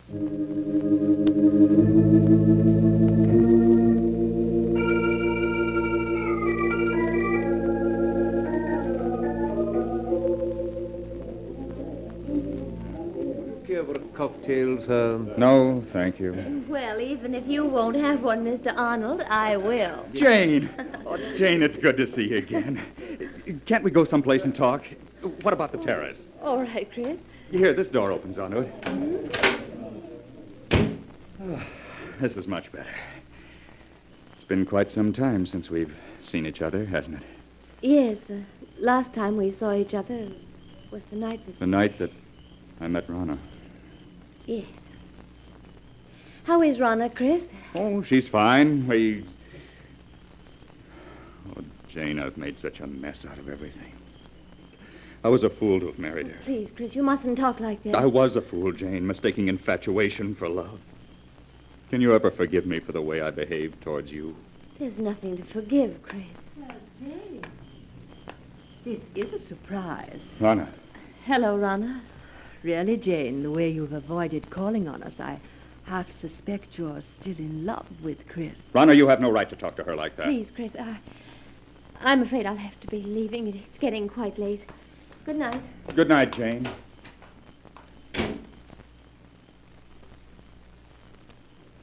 I hope I didn't interrupt anything by coming out here so unexpectedly, Chris. Yes, Rana, you did.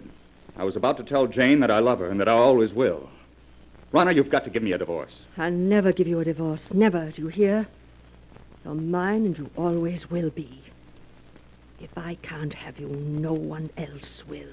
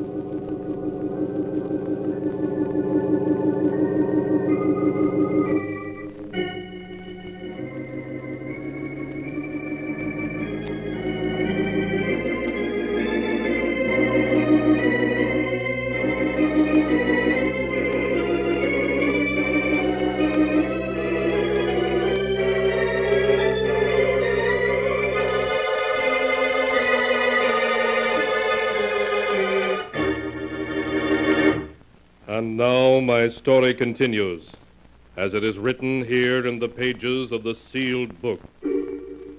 There is horror on Chris Arnold's features as he tells the doctor of his efforts to get his wife, Rana, to divorce him, and of her refusal to let him go. I can still see her, Doctor. She stood there, glaring at me. She looked like a cat. A great angry cat. Her green eyes were cold and murderous. Her long nails dug into my arm. Her body was tense. For a moment, I thought she was going to scratch my eyes out. And she turned and stalked away. What happened after that night, Chris? I ceased speaking to Rana. We lived in the same apartment, but that was all. Rana waited for me to come around, with all the patience of a cat playing with a mouse. But when a month had passed and I still refused to talk to her, she made an attempt to win me back. It happened one night as we were driving to this house. Why are you slowing down, Rana? I want to talk to you, Chris, and I can't talk to you while I'm driving. There's no point in your stopping. We have nothing to say to each other. But we do, darling. Chris, we could be so happy together if you wanted to. You know how much I love you. I'd do anything to make you happy, anything. Anything? Then you can give me a divorce.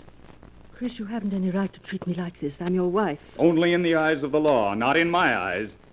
I hate you. I hate you! Oh, you cat! You almost took my eyes out with those claws of yours. I will scratch your eyes out before I let any other woman have you. You're mine and you always will be. Perhaps this will bring you to your senses. Slide over. I'll drive. Very well, Chris.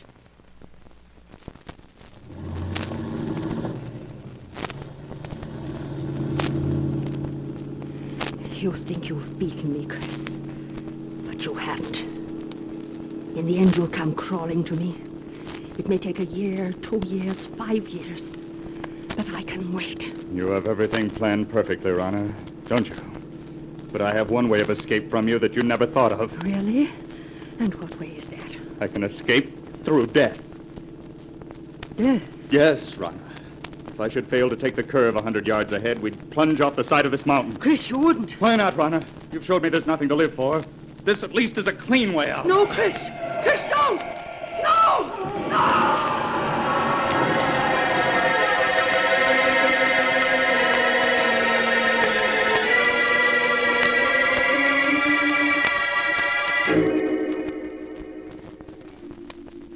When I drove the car over the side of the mountain, Doctor, I thought Rana and I were going to our deaths. But fate decreed otherwise. When I recovered consciousness 48 hours later in a hospital, I learned it was only Rana who had died. I only had a few bones broken and was out of the hospital in a month. It was just a week later that I ran into Jane. Oh, Jane! Oh, Chris, it's you. Janie, you always seem to pop up just when I need you most. These past weeks must have been so difficult for you. Oh, I don't want to look back at the past, Jane, but only to the future.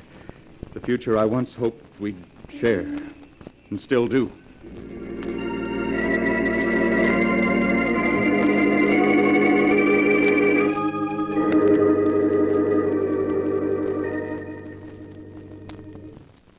2 months ago, Doctor, Jane and I became engaged. It was just about that time that I first began to notice that everywhere I went, there always seemed to be a cat following me. Are you sure you weren't imagining it, Chris? Well, at first I thought it was my imagination, but a week after Jane and I became engaged, I was certain I was being followed. Well, tell me, Chris, was it always the same cat that followed you? No. One day it'd be one cat, and another day a different one. Then one night, I saw her. It happened in this very room 6 weeks ago. I had great difficulty in falling asleep that night. Suddenly, the silence was broken by the faint crying of a cat. The crying grew louder and louder. I lay in the darkness listening, realizing that the cat crying was real, living, and in my room. I could feel my heart pounding as I sat up in bed and looked about my darkened room. And suddenly I saw her. 2 burning green eyes in the darkness. There was no mistaking those eyes. They were Rana's. I stared into those eyes for what seemed like hours. Then, as though listening to a stranger's voice, I heard myself speak. Rana! It is you, Rana, isn't it? Yes, I'd recognize those green eyes anywhere. So you've come back, and in the form I've always thought of you as, a cat. I know why you've come back. It's because of Jane. You always said that if you couldn't have me, no one else would. That I was yours and always would be.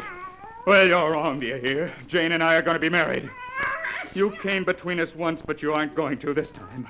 I will marry her, and there's nothing you can do to stop me.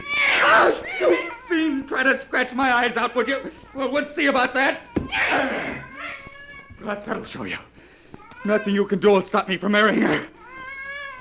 I know that the cats that were following me and spying on me were doing so under your orders. You're the queen of the cats. Yes, I should have known. No wonder you always knew where I'd been, who I'd seen. You had cats spying on me even then. Well, even if you are the queen of the cats, you can't stop me from marrying Jane. Perhaps a bullet between those green eyes of yours is what's needed.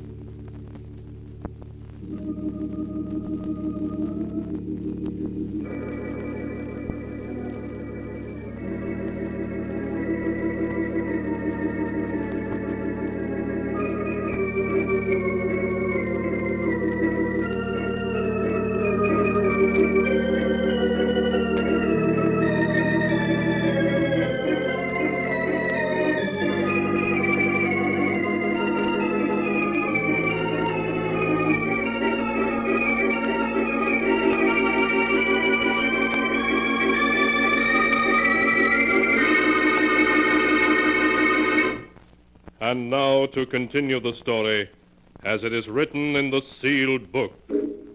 His voice shaking, Chris Arnold is telling how he shot at the great black cat, which came to him in the night, and missed. I emptied the gun at her, Doctor. At Rana in her true form of a great cat. And I turned on the light. There was no sign of her. She'd vanished. All that I found were 6 bullet holes in the wall opposite my bed. Chris, isn't it possible that you only dreamed all that actually you fired the gun in your sleep and the shots themselves wakened you? I tried to tell myself that. But during the nights that followed, I knew it hadn't been a dream. For night after night, the great black cat appeared in my house. I'd lie awake, waiting to hear her voice. And when she'd appear, I'd plead with her to leave me alone, but she'd only stare at me with those burning green eyes, waiting. I knew she'd never leave me alone as long as I intended to marry Jane. Finally, I went to see Jane. Chris, this is a surprise. Come in, darling. Thank you. Jane, there's something I want to ask you. Yes, Chris, of course. What is it? I know we set our wedding for next week, but couldn't we put it off for a while? Just a little while. Oh, darling, what is it? There's something wrong. I know there is. Please tell me. Wish I could, but I can't. Please, Jane, just have faith in me. You know I wouldn't postpone our marriage if I could possibly help it. All right, Chris. I do have faith in you. We'll consider our marriage postponed for the time being.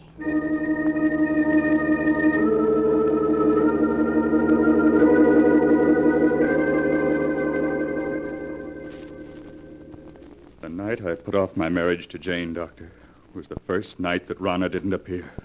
And the first night in a week that I was able to sleep. You think, Chris, that she didn't appear again because you had postponed your marriage to Jane? I know it. Weeks went by. Weeks in which I was able to sleep soundly without being awakened by her. I came to think that perhaps it had all been part of a horrible nightmare and that I was over it at last. A week ago, I asked Jane to set the date for our wedding. She did so, and that same day we took out a marriage license. But that night, Rana appeared again, her eyes shining in the dark, cold and murderous. And I've seen her every night since. I tell myself that I mustn't be afraid, but I keep hearing her voice over and over. If I can't have you, no one else will. You're mine, and you always will be. Chris, darling, I wish I'd known all this before. You feel, Chris, that somehow she'll prevent you from marrying Jane? You know I sound mad, but I do. I have a feeling something horrible will happen if I attempt to marry her. You still have the marriage license? Yes. Why do you ask? Chris, you've reached a crisis in your life. You're faced with fears that are threatening to overwhelm your sanity. Now, the best way for you to challenge your fears is to go through with your marriage to Jane now, tonight. Tonight? Yes. It's quite late, but I'm sure a friend of mine who's a judge will marry you. All right, Doctor. Jane, will you marry me tonight? Oh, yes, Chris. Yes.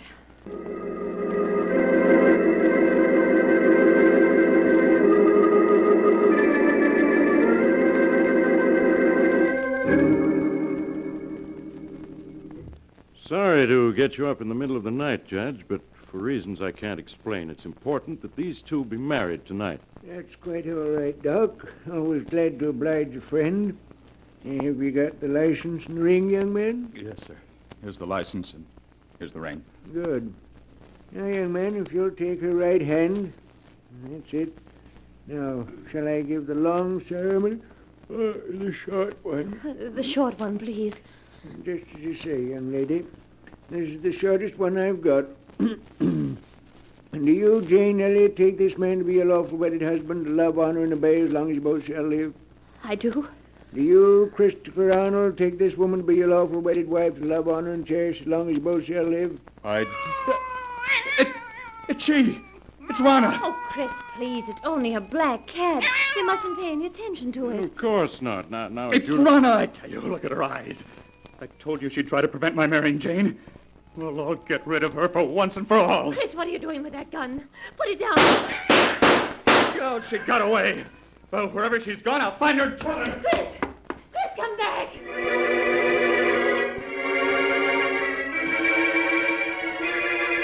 Oh, may be. Now, Jane, he can't be far off. We'll find him.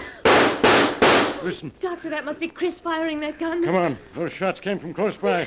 Oh, hurry. Hurry. You better take it easy now, Doc. It's pretty dark out here. Wait a moment. I'll light my lighter. Doc, look. A dead cat. Yes. It was shot through the head. Look, here's another one that's been shot to death. Neither one of them is the black cat. Say, Doc, isn't there a body over there? Chris! Jane, you stay with the judge while I look. All right, Doctor. There, miss. You mustn't cry. But this would never have happened if I hadn't agreed to marry him. He was afraid, so afraid. Doc, is it Arnold? Yes, it is. He's dead, isn't he? I can see it in your face. Yes, Jane, he's dead. But, Doc, how could such a thing have happened to him in such a short time? He's been clawed to bits, as if by the claws of hundreds of cats. Oh. And most horrible of all, his eyes have been scratched out.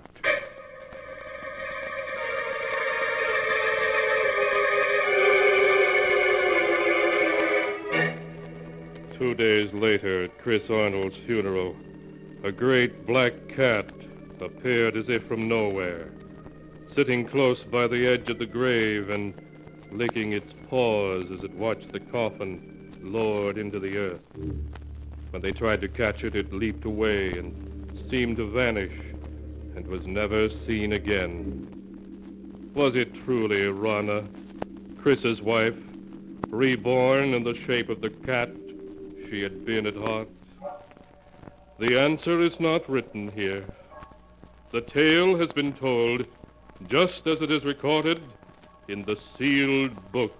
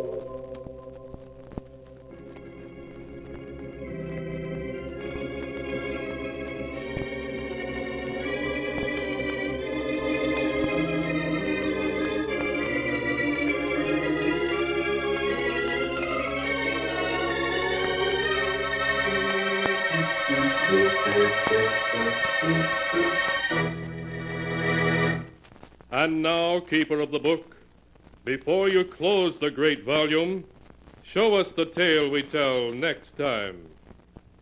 This one, yes, an amazing tale.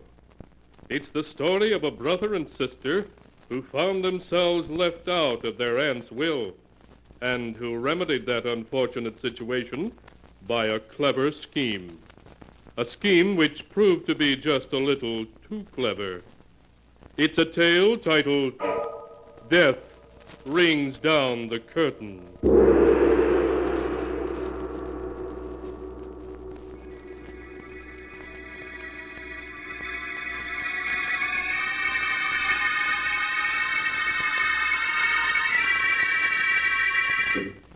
Be sure to be with us again next time, when the sound of the great gong heralds another strange and exciting tale from The Sealed Book. The Sealed Book, written by Bob Arthur and David Cogan, is produced and directed by Jock McGregor. An evil feline seductress enslaving men. Not like we've never heard that one before. Not like cats are always portrayed as the familiars of witches, sidekicks of trolls, pawns of the devil. Just because they're better looking and more talented than you are is no reason to run around smearing their furry little reputations. Really, human, grow up already. Relax and enjoy the languid grace of cats. It's practically supernatural. Bah, Ladies and gentlemen, supernatural.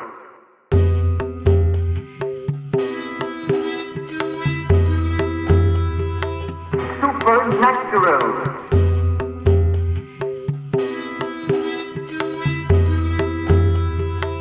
Supernatural.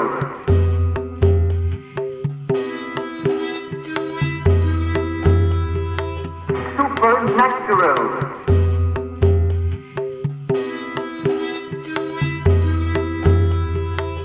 Supernatural. Walk through the curtain. Walk through the curtain. Change my life. Change my life. Supernatural. Walk through the curtain. Supernatural.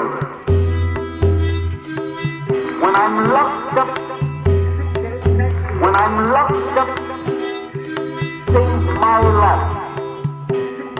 Change my life.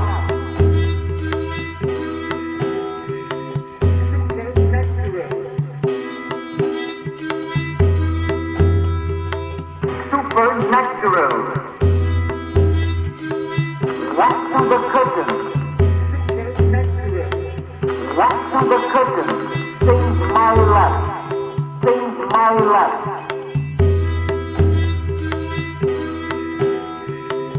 Supernatural.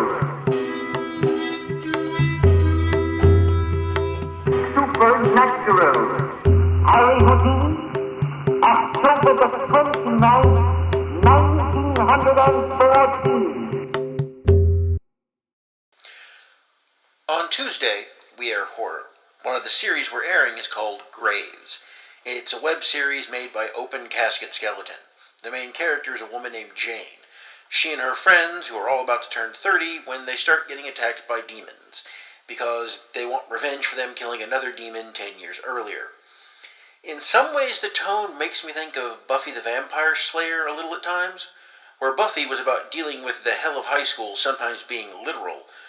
Graves is about the existential horror of turning 30 and dealing with the demons of your past, sometimes literally. Overall, the tone seems to be more subdued than Buffy, but some humor is still there. Episodes tend to be between 5 and 10 minutes long, and some of the makeup effects are pretty good for something so low budget. I've watched the first season, and I'll say it's definitely worth checking out, so tune in Tuesday to The Phantom Star.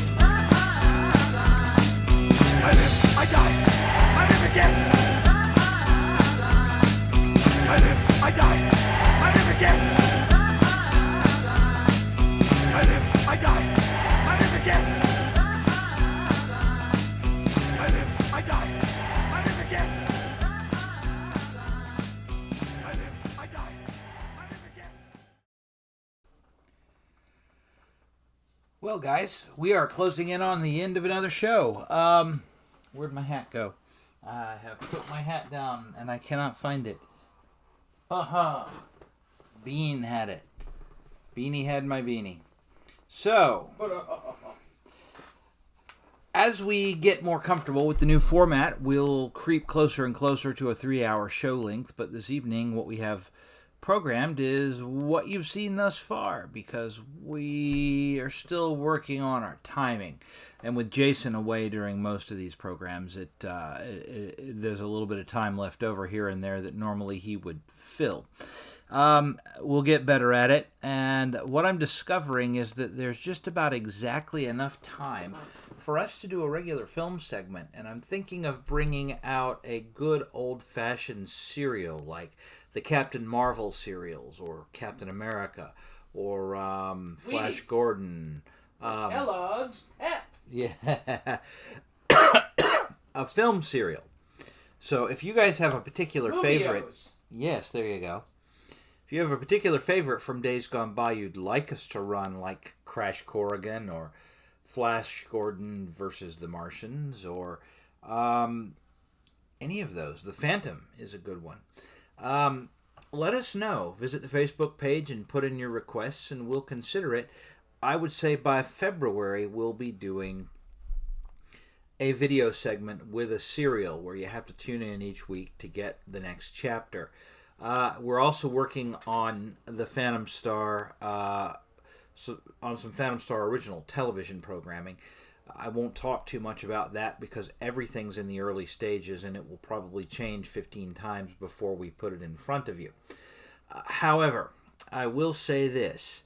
Those of you who support us on Patreon and help us keep the lights turned on here in the studio, your coupons will be coming. If you're familiar with Patreon, it's kind of like Kickstarter. Patreon allows people to contribute a little bit of money every month to an artist or a performer that they like and help support them. And in return, patrons on Patreon put out occasional videos and offer premiums, coffee cups, copy of the latest album, downloadable MP3s, things like that. And the truth is, we're just having so much work to do with regard to programming everything and everything else that's going on here aboard the Phantom Star that really producing tangible stuff, swag that we can send to you guys. If we had it, you'd already have it. All of you listeners, not just the people who send us money every month. So what we're going to do is from now on, when you contribute at Patreon, every year we're going to give you your first month's donation back. If you donate $20 to us, you get a $20 gift certificate to the Phantom Store. If you donate $10, you get a $10. You guys get the idea. We also, before we started doing all this work on television, had plans to put more items up on the Phantom Store. So keep your eye on that. As soon as I get used to the television setup here, we'll be adding more stuff, more swag for you guys to pick from. So you guys who are patrons, your coupons are coming. Stick with me for another week. The other thing, next week will be our annual public domain show. We're a little bit later this year than last year, but we have kind of been sneaking things in. For example, last Sunday we ran Buster Keaton and Sherlock Jr. Or no. This Sunday, tomorrow, Buster Keaton and Sherlock Jr. just fell into the public domain on January 1st. The Thief of Baghdad also just fell in on January 1st, and we ran that last week, and we'll run it again. So hang around.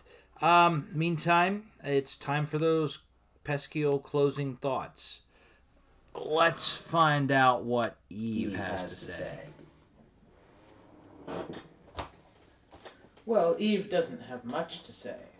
After all, it's tax season. Fair enough. As for me, well, what can I say? It's been a long week. I started the week last Sunday, right after we went to bed and got up after visiting with you guys last week. I fell down the stairs. Busted up my toes, my knee, my elbow, my ribs. Nothing broken, but everything hurt. He never listens. I told him to take the turbo lift. I keep a first aid kit close by. This box will be familiar to the Hoagland family, who sent this to me the last time I fell down. This is the captain's emergency kit. And I'm down to the hand sanitizer, the Blistex, the Band-Aids, and the antibacterial hand wipes. That's okay. I can totally make you a sling out of those. Well, you know, that's not the end of the story, you understand. I got through the week. I got over being sore little by little, and now only small parts of me hurt. And then Friday, I came home from my terrestrial job, and I parked the Jeep. You guys who've driven a Jeep Standard know that you cannot lift the parking brake all the way up, turn the engine off, and throw it into second gear without crushing your fingers, because the gear shift and the parking brake actually touch with maybe enough room to fit half your finger width in. So, Friday afternoon, I completely crushed, this is not the middle one, I completely crushed this fingertip. Those antibacterial hand wipes are very cool and soothing, and I don't know what I would do without my listeners. So, on that note, we're going to go ahead and roll possible Oscar with Talk Nerdy to Me, and we will see you guys in 7 days. Take care of yourselves. Thank you so much for supporting us and for visiting with us here at the Phantom Star. I promise we have more cool new video stuff coming.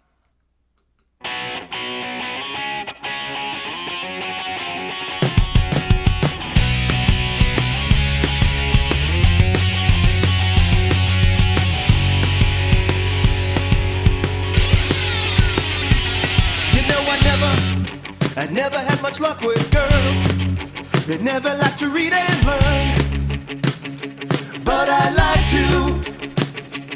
And if I could figure out the cosine of your heart, that'd be a good start. Oh yes it would. I never try to date offline. Use algorithms built to find a 7 of 9. So if you look half as great as Aaron on Farscape, you'll be my first mate. 'Cause baby we'll be in the chat room on the IRC, out at the VidCon, a Star Trek costume for me, down in the dungeon, roleplay TNT, and baby, talk nerdy to me. You know I dress up like Jedi Knights or Klingon guys. My face are gonna set to fry. I'll be a fanboy in my Starfleet uniform. It matches the one worn by Leonard Nimoy. So baby we'll be in the chat room on the IRC, out at the VidCon, the Star Trek costume for me, down in the dungeon, roleplay TNT, and baby, talk nerdy to me. PC, pick up that guitar and talk to me.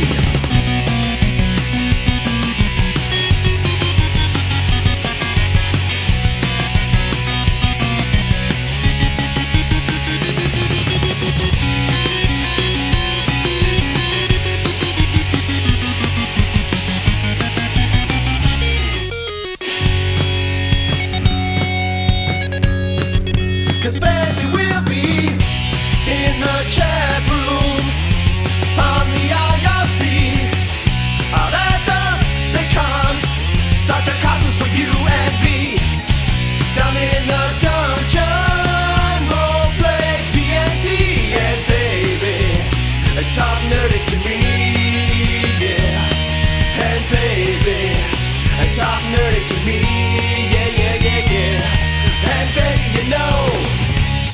responsibility to me.